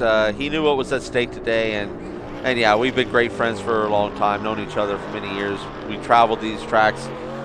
We got to watch people we admire, like our fathers and my siblings, in my case, get to race and at the highest levels. And so to get to do this is certainly us fulfilling our own dreams. But at the same time, I know Rob Dyson is just glowing with pride with the job that his son is doing out here, and carrying on that family tradition, and carrying on that that heritage that they have there and what they've started here in motorsports. And it's a lot of unfinished business as he's still got to navigate a few corners here to bring it home. But you can see he slowed way down. Yeah, he slowed way down. He's got, 34 seconds. He's not going to bother with these GT cars. He's going to cruise up behind them and just hang out. Fantastic stuff by Chris Dyson. Another immaculate performance, just as it was at Sebring. It didn't go his way at the ROVAL, but here at Road Atlanta, he's done it in style. Dyson defeats the rest of the field in TA to take the checkered flag, and that's a brilliant run by the number 20. Boy, what a dominant performance by Chris Dyson. I mean, he just left the competition in the... I'll be anxious to find out what was going on there on the Lucas Ford Mustang there, because it'll be interesting to know if it caused any performance hindrances, and then maybe not in the car, but what was it doing to Tommy? Did it hurt his performance at all as he comes to the line here in that number 8 car? And here comes your 42, Danny Lowry. Long weekend, but a good weekend. An SGT win in 7th overall, beating Milton Grant in 3rd, Carey Grant. So father beats son, as predicted. By Carey, to be fair. Yeah, that was a pre-race prediction, wasn't it, on the grid there with Ben? And in XGT, it'll be Randy Hale, 10th overall, and the winner in XGT, Jason Hart, sadly not finishing the race on behalf of Mike Weathers, calling at the last moment. And in GT, Billy Griffin will take victory in GT. Yeah, Lowry here is circulating, turns 10A, 10B as he's yet to come across the line here, up and over the hill underneath the bridge there. It comes down the hill, turn 12 to get the line. And the big win in SGT. Yep, and the Bridge Hall car. Good to have them on board this season. Yeah, Bridge Hall's come in as huge supporters throughout the whole Trans Am paddock, and love to see that. And, check them out. Check them out for any of your needs out there that they supply. Great product. Chris Dyson on the Altwell on board here, this Ford Mustang, as he's doing a celebratory lap. This is when you like to thank the fans, and also can't forget those corner workers. They are the unsung heroes of what we do here on the weekend. They risk life and limb a lot of times for us. They do it on a volunteer basis a lot of times, and we certainly appreciate them. It's a thankless job in a lot of ways. Off into victory lane here, sharp right-hand turn, his favorite one all weekend long. Yeah, that's the best turn of all, the one that says, into victory lane you come. And in a moment, we'll get Ben Sissel to talk to them. And the champagne has no choice but to be cold today, Jonathan. It's going to be cold, yeah. Yeah. Yeah, it's been chilly here. The sun's been shining, but it's been very chilly throughout the weekend. And breezy, too. We had gusts of up to 45 yesterday. And we'll see that smiling face with Chris Dyson fairly soon, I would have thought. Yeah, he'll emerge from this. He's probably, I'm sure, waiting for some of his team to make their way down there and, and make the... And let's just remind our audience, CD Racing are not just involved in Trans Am. Chris is doing programs right around the country, dirt, short track, you name it. Yeah, he's got a USAC Silver Crown team. Cody Swanson drives for him, and he is committed to the sport, and CD Racing does nothing but put the best product out there, and love that group of men and women down there. They're a fantastic group to be around, and they deserve all the success. They put in the hard work. Not that not everybody does, but it's just great to see them have their success that they have. Fantastic job, Chris. I'm sure Paul Menard is watching at home and thinks to himself, well, I couldn't come this weekend, but I'm coming back because I'm not going to let him run away with it. So that's going to be a big points haul for Chris Dyson. Well done to him.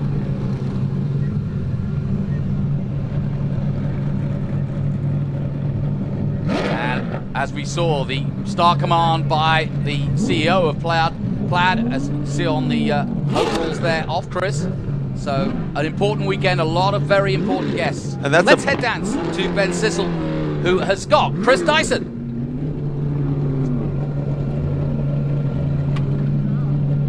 Chris Dyson, unbelievable. I know you love Road Atlanta, but that has to feel really good. Yeah, the car was just absolutely fantastic today, Ben. I got to say, we always have a lot of fun down here in Atlanta. We've been strong here. Today was just an absolute great display of what this team is capable of. All weekend long, the car right off the truck was absolutely brilliant. We've got some guests here from Plaid, and I've got a lot of friends here. Hi to the family at home. Just so happy to have the Altwell car back here in victory lane. This is great for points. Tommy pushed me the whole way, and I think we had a little bit in hand, and I'm really excited now heading into the next few races. Nice. Well, congratulations, Chris Dyson at Road Atlanta. Great job, Tony. We'll come around and we'll talk to Wally Dollenbach, who had a great showing with us in the Heritage class, winning the Heritage class. Wally Dollenbach. Little ding right here. Maybe he'll tell us what happened there. But Wally, two-time Trans Am champion in the Heritage class. How does that feel? It feels good. The car, we didn't, like I said, we didn't get much practice. We threw a bunch of stuff at it last night, like we did at Sebring, and it seemed to work out pretty good. Just tried to take care of everything for the first half of the race and then go. So yeah, it was a blast. I was just about to ask you that. I noticed that you were kind of playing it conservative at first, just feeling things out, and then you just took off like a rocket ship. Yeah, I think it probably maybe even more of those guys getting off their cars a little bit, or off their tires a little bit. Understood. But I knew that we had to just take care of everything as much as possible, so it worked out. Is it fun to be back in the Trans Am series? It's so much fun. I mean, I'm back home. This is what I was born to drive right here. I love these things. I love it. Wally Dollenbach Jr. Awesome. Let's talk to Tommy Dreese over here. Let's go over to Tommy Dreese in that Lucas Oil Mustang. Lots of excitement here at Road Atlanta. Dreese. Let me let you get out of the car.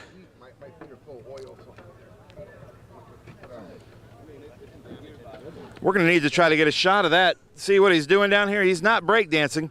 He's got oil on the floorboards, it looks like, coming out. Tommy, it seems like you might be happy with the second place. Were you driving a dog out there at the end? Yeah, I mean, I don't know how many laps it was, 5 laps, 8 laps. We were just easy behind Dyson, just dogging him, and I could tell he was really pushing.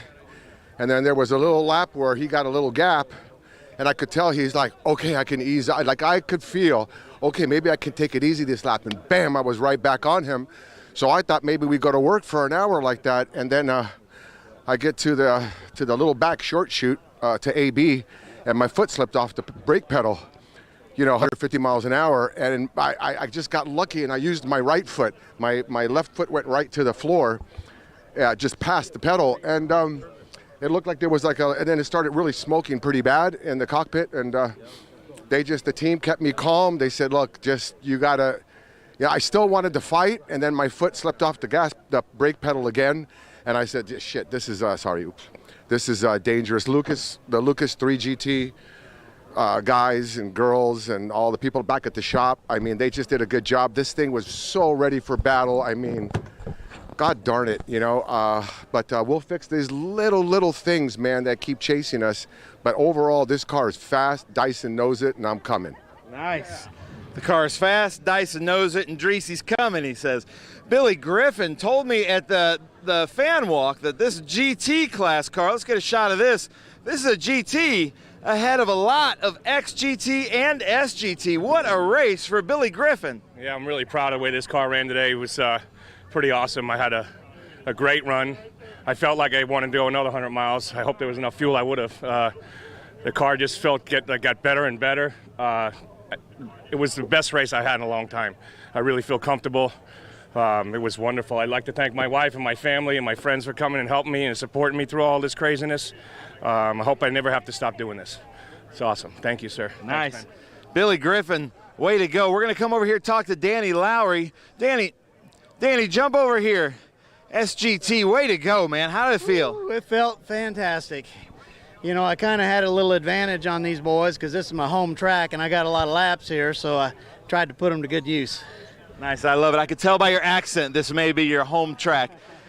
Well, ladies and gentlemen, we're about to do the Winner's Circle celebration. I'm going to send it back to you guys, gentlemen. Great stuff, Ben, and a real insight in there. Hats off to Tommy Dreese. What a drive. Let's take a look at some of the highlights from round 3. We started off with a little bit of wheel spin for the leader and pole man, and also a little bit of a spin for the 57, David Pinterick, getting crowned. But then the battle was on between first and second, and as Dreese pointed out, he was on it today for the first part. But then, look at this. Smoke started pouring out. The team kept him calm. And also calm, as you like, was Wally Dollenbach Jr. back in action in Trans Am. Ken Thwaites takes some grass tracking for a moment, but carries on, and Dollenbach was able to get past. But a good race across the board, but Dyson is dominant on the day. Yeah, for Tommy Dreese, you know, it's never a comfortable feeling when you have their foot slipping off the brake pedals. We take a look at the top 10 here.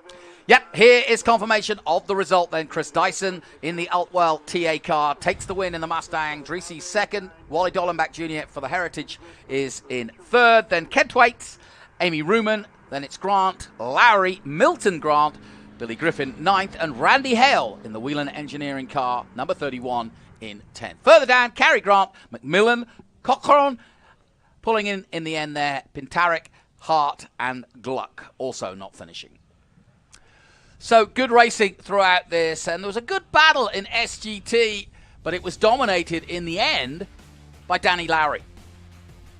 Away they went then, and of course the SGT class just behind here, and as it started to unfold, there you see the Porsche, the Bridge Hall Porsche of Danny Lowry. He raced yesterday.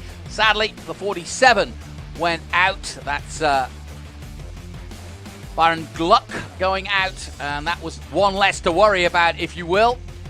And the closest to him was Milton Grant, and in third place, Cary Grant. And there is Milton in that number 55. And of course in GT, Billy Griffin does the business and takes victory in that one. Danny Lowry then in SGT, Billy Griffin in GT. Yeah, they had a fun race there in GT, got the job done and came home in one piece and getting all ready for the next round that we go to there at Laguna Seca, Jonathan. But good races all the way around. It was a flag-to-flag run here. We had 0 cautions, so everyone drove super clean.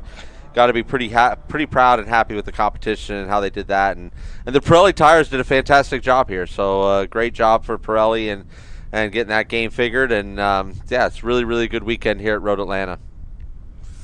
And one more thing, of course, we always talk about our chill out move and chill out moment, and we think this weekend should go to Wally Dollenbach. The chill out, keep cool move of the race. Chill out systems. Here he is on Amy Ruman, and this is pretty impressive. On the outside of a fellow champion, but nothing lost in the great man that is Wally Dollenbach Jr. Passing Amy Ruman and going through to third overall. Well done to him. He is our chill out, keep cool move of the race. Those chill out systems are amazing. Yeah. Yeah. Oh, absolutely. You have to turn them down. They keep you so cool. I mean, they're quite incredible, the systems that they have. So they're proud to have them as a. I've been a proud recipient of 2 of those. So there you go. Yeah, I've been able to put it to good use. And love that. All right. Well, talking of cool under pressure, let's go down to Ben Sissel. He's down on the podium. All right, well, ladies and gentlemen, let's hear it. The Trans Am Series presented by Pirelli here at Road Atlanta. Get loud. Come on, we can get louder than that. What a great weekend here for round 3 of the National Championship Series. In the GT class, first place. Let's hear how loud you guys can get. Give it up for Billy Griffin. Billy, we talked at the fan walk. You said you're going to make your way through the GT field. That's tough to do in a GT car. How's it feel? Felt great. A lot of fun. Being the only one up here, you say if you're not first, you're last. I'm kind of both right now, so I'm a little confused. But other than that, I had a really lot of fun out there. The car was the best it ever was. It was good to have my full team here. Jeff, Hasnay, Scott, even Robert, the new addition, and Renee. We worked on the car. We got it down, dialed in pretty good. So I wish it was that good in Charlotte so I could have had a better run with Natalie, but that's okay. Thank your wife. Thank my wife. Thank you, honey. Thank you, Crystal. Oh, there she is. Thank you, sir. Yeah. Billy Griffin, ladies and gentlemen, get loud. That was tough, passing a lot of SGT, XGT cars. Hold up that Pirelli hat. Billy Griffin, first place, GT, that beautiful Griffin Ford Mustang with the Griffin on the side of it.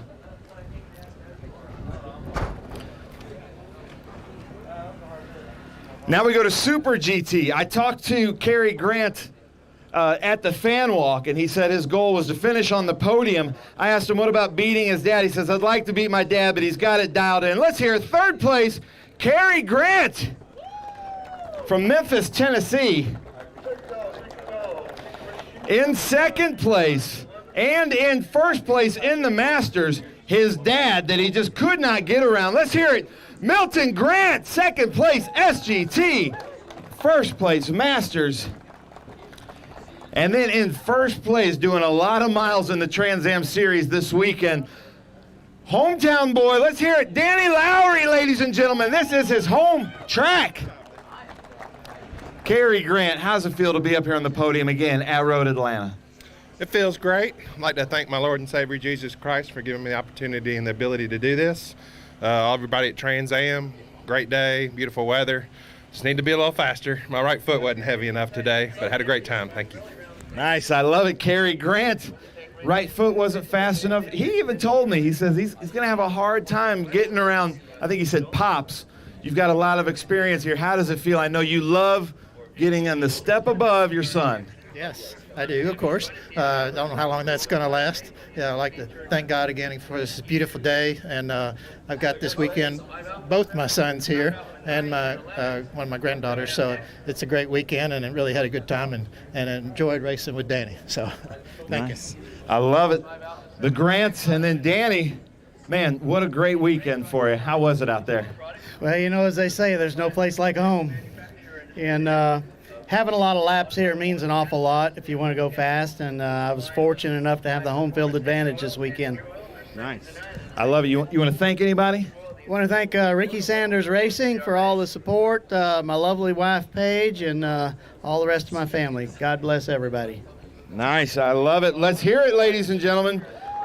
Cary Grant, Milton Grant, and Top Masters, and Danny Lowry out there showing us how it's done.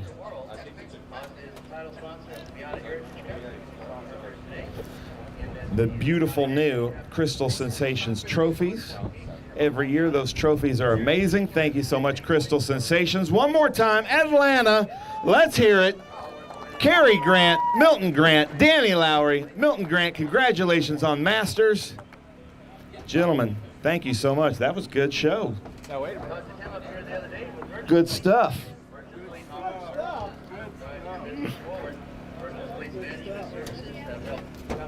All right, look out. Look out, Michelle. Oh, Cary's going for it. There we go. Oh, right to his dad. Oh, he said, don't get in the face. That's awesome. Super GT, ladies and gentlemen. Congratulations, guys. XGT started out from where I stood last on the grid, came through in that beautiful wheeling Chevy Corvette. Was late to my fan walk, though. Let's hear it, Randy Hale.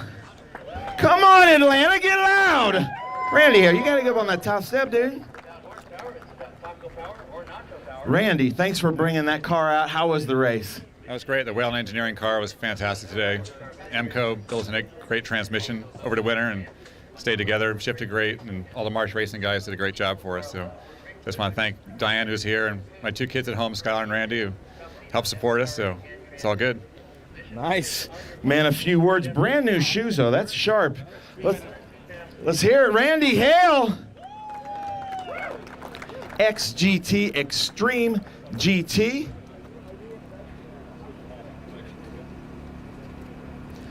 All right, Atlanta, get loud for Extreme GT, Randy Hale. That beautiful Chevrolet Corvette. Randy, thanks for bringing that out. Whelen Engineering car. Thank you, Randy. All right, this is going to be kind of fun. We're going to do something a little bit different here.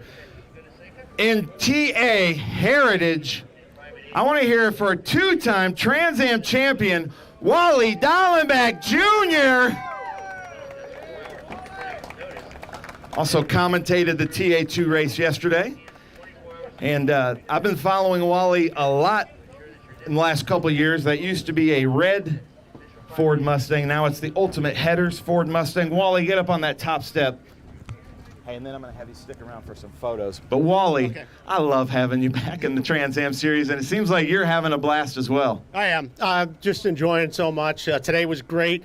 Got to thank all the guys at Cobra. I mean, Steve, Adam, Tommy, they've worked their butts off on this car, and especially John Cloud.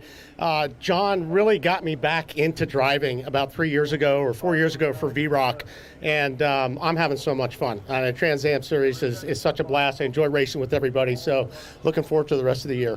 Do you feel like you're home? Absolutely. This is home for me. It's kind of funny how you come full circle. But, yeah, these are my favorite cars to drive, and I've got a pretty good one right there. So, yeah, looking forward to some more races. Nice. I love it. All right, let's get some photos. Wally Dollenbach Jr. Stay up there, Wally. Do we need to do anything? Is he good? Hats? We good? All right, hold on now, Wally. Stay up here, though. Now, in Trans Am, the big 850-plus horsepower, winning the Masters division, coming in third. Let's hear it for Ken Twaits. Come on, guys. Ken Twaits of FranklinRoad.com. Ken, nice job.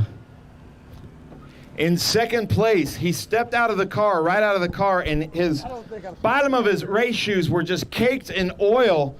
Hard fought second place. Give it up, Tommy Dreesy.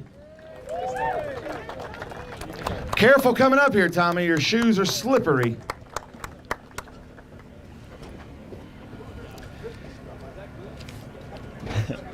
That's the champagne.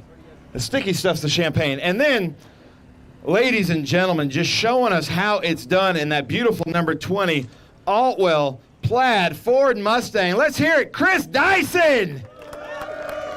It's got a lot of family and friends here.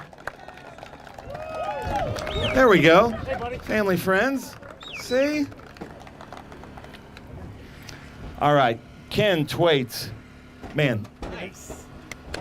Up on the podium with us again. How does it feel? It feels great. You know, I come up here and I make jokes and stuff, but I'm not going to do it this time. Thank you, Gary Seelix Jr., all my crew there. These guys worked their tail off. Thank you, FranklinRoadApparel.com. Go there. Yeah, you know, and all our sponsors that help us out, man. Wally and I had a great battle there. It was a little battle. Anyway, it was fun. Nice. I love it. Ken Twaits. And Wally, how cool is it to hear the name Gary Seelix Jr. out here? I know. It's like coming full circle. Full circle, he said. Dreesy, man, you stepped out of the car, and I know that this podium probably means a lot. It's really tough to drive these cars, but it's really tough to finish on the podium in a car you're fighting most of the race.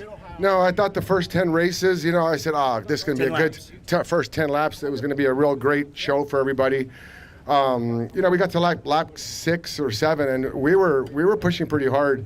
And Dyson had like maybe all of a sudden at 3 car lengths, and I could tell he backed out just a touch. And I was right back on him, and I'm like, oh, you want to rest, huh? And I would have pushed him the whole race, but he was flawless. The team did such a great job all weekend. I mean, they had issues. They changed an engine, got it out there to put it on the pole. Yeah, I thought coming on for the start, you know, it usually goes green when you have wheel in it, and I kind of like try to squeeze Dyson to have more wheel in it, and he's like, no. He's no. So, so we got a little run on him, but yeah, turn 1, we went in there, and great fighting with him. Congrats to Wally and Twaits. Twaits, thank you for everything you do for the series, and Dyson and everybody. 3GT, these guys never give up. There's little issues with the car that we're trying to figure out, and when it's working, it's fast. You know, had some kind of leak, had a lot of smoke in the cockpit, and I said, oh shit, you know, what's going on here? And then all the oil got on the floor, so I was going to turn AB on lap 8 or something like that, chasing Dyson, and my foot slipped off the brake pedal, and it happened like a few times, and I just said, you know, thanks to Lucas, Lacey, Jagger, Elin. Thank you to Trans Am, everybody, all the fans out there. Thank you. Are we going to get a famous Dreesy selfie here? I'll hold your Crystal Sensations trophy. You guys all squeeze in there. Tommy Dreesy, you need to follow him on social media. He does this at every podium. And there are a lot of selfies on Dreesy's social media. And Dreesy, it's got to feel good to be up there with Wally Dollenbach, too. Oh, yeah. Two-time champion. Dyson. He's all right. Yeah, you like the grippiness? Yeah, it's I nice. should have that on the pedals. Yeah, exactly. Tar. Dyson, what a race. Tell us about it. Well, Ben, it was Max just a Johnny. fabulous weekend for the team. I couldn't be more proud of the Yeah, guys. just, we had a lot of give me adversity a last week at Charlotte. We had an engine problem yesterday in qualifying, and just to come out here and just have a smoking good day. Great qualifying yesterday. I'm honored to drive just give me a for this roundup what you team, want. and I'm proud to call them my own, and just so grateful, kind of overwhelming, and to have friends here, Perfect. my And supporters, by the way, friends just from Plaid, a note for friends Dan. from Washington and Lee University here, family. Maxie? It's just fantastic, and I got it. I'm really feeling One more like we're gonna thing. have a great season. Can't wait to get to California now. Nice. Chris Dyson. Yeah, we will be at back-to-back Laguna Seca and then the Mission Foods Sonoma Speed Tour. So let's hear it. Ladies and gentlemen, let's get some pictures with these guys. Ken Twaits, Wally Dollenbach Jr., Tommy Dreesy, Chris Dyson.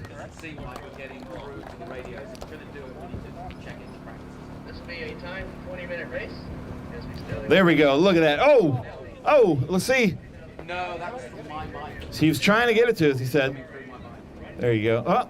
Oh, Ashley, you got to have better hands than that.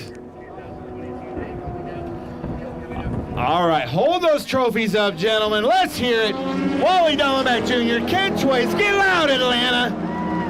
Tommy Dreesy, Chris Dyson. Unbelievable. Ken Twaits, top masters. Wally Dollenbach, third overall. Quite impressive. Tommy Dreesy, it's tough to drive a car like that, man. That was impressive. Way to go. Uh-oh. Champagne's coming. Ken Twaits, don't panic. Uh-oh, what's about to happen? Uh-oh. Oh, Dreesy's the first to pull the trigger. Chris Dyson, one out for the homies. Tommy Dreesy. Oh, no, and then Ken Twaits. That was ugly, gentlemen. You guys got to do better than that. Dyson, one out for the homies. A lot out for the homies right there. Cheers, he says, everybody. Where is Larry Bishop? Is he out there? Is Larry out there? He says he wanted to come up here. I guess not. All right, so our Top Gear, MCO, wait, hold up, stay up here, man. And Dollenbach, don't go too far. Get back up there on that top step, if you can see, Dyson. Our MCO Top Gear Award winner goes to Chris Dyson, $500. Okay, stay up there. And then Wally Dollenbach, our chill out systems for all these great passes. Hold up these Happy Gilmore checks. It's gonna keep you cool. Wally Dollenbach Jr., chill out, move of the race. Chris Dyson, MCO Top Gear Award winner. That is cool. 2 Trans Am champions right here on stage at Michelin Raceway Road Atlanta. Hey, congratulations, man. Good start. Wally, great show. Thank you so much. Ladies and gentlemen, that does it for the Trans Am Series presented by Pirelli here at the Atlanta SpeedTour, Michelin Raceway Road Atlanta. Stick around for autographs. We will be back here next year. We love coming to Road Atlanta. Thank you guys so much from the Trans Am Series. Thanks, Ben, and my thanks to Ben Sissel, to Scott Conway, to Wally Dollenbach Jr., and to Ray Everingham, and of course, Adam Andre this afternoon. Another magnificent muscle car weekend at Road Atlanta, and we've been doing this since 1966, and I would proffer that Trans Am is as strong as ever in 2022, as Road Atlanta proved. It was a great weekend, a dominant day for Dyson in TA, and yesterday, a sensational show by Mike Skeen, as Skeen won handily. We'll be back next time from Laguna Seca from me, Jonathan Green. Until then, I hope you've enjoyed our coverage. Stay with us for the rest of the season.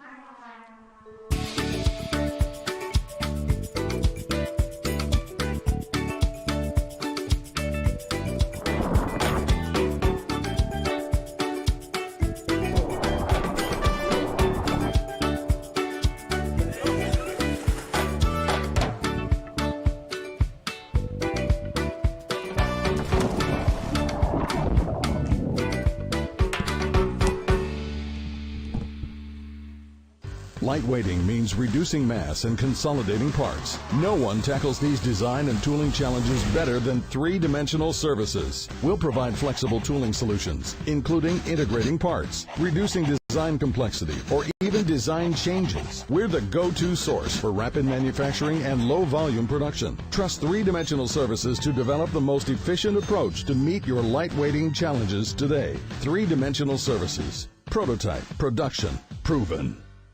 If your tooling isn't quite ready, and you need parts, and you need more parts than just a few, or if your run is just not that big, look to the experts in low-volume production, 3-Dimensional Services. Whether it's 10, 100, or 1,000 parts, we can meet your needs. And if it's 10,000, we can do that too.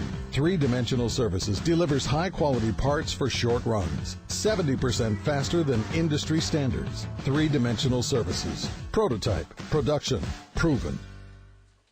Menards is the Midwest's ultimate home improvement store. Family owned since 1958, Menards is the one-stop shop where you always save big money. Get the Midwest's best selection nationwide when you shop online at Menards.com. We make it easy to complete your projects around the house, big or small. From hardware to plumbing or paint to appliances, we carry it all. Visit Menards.com today to save big money at Menards.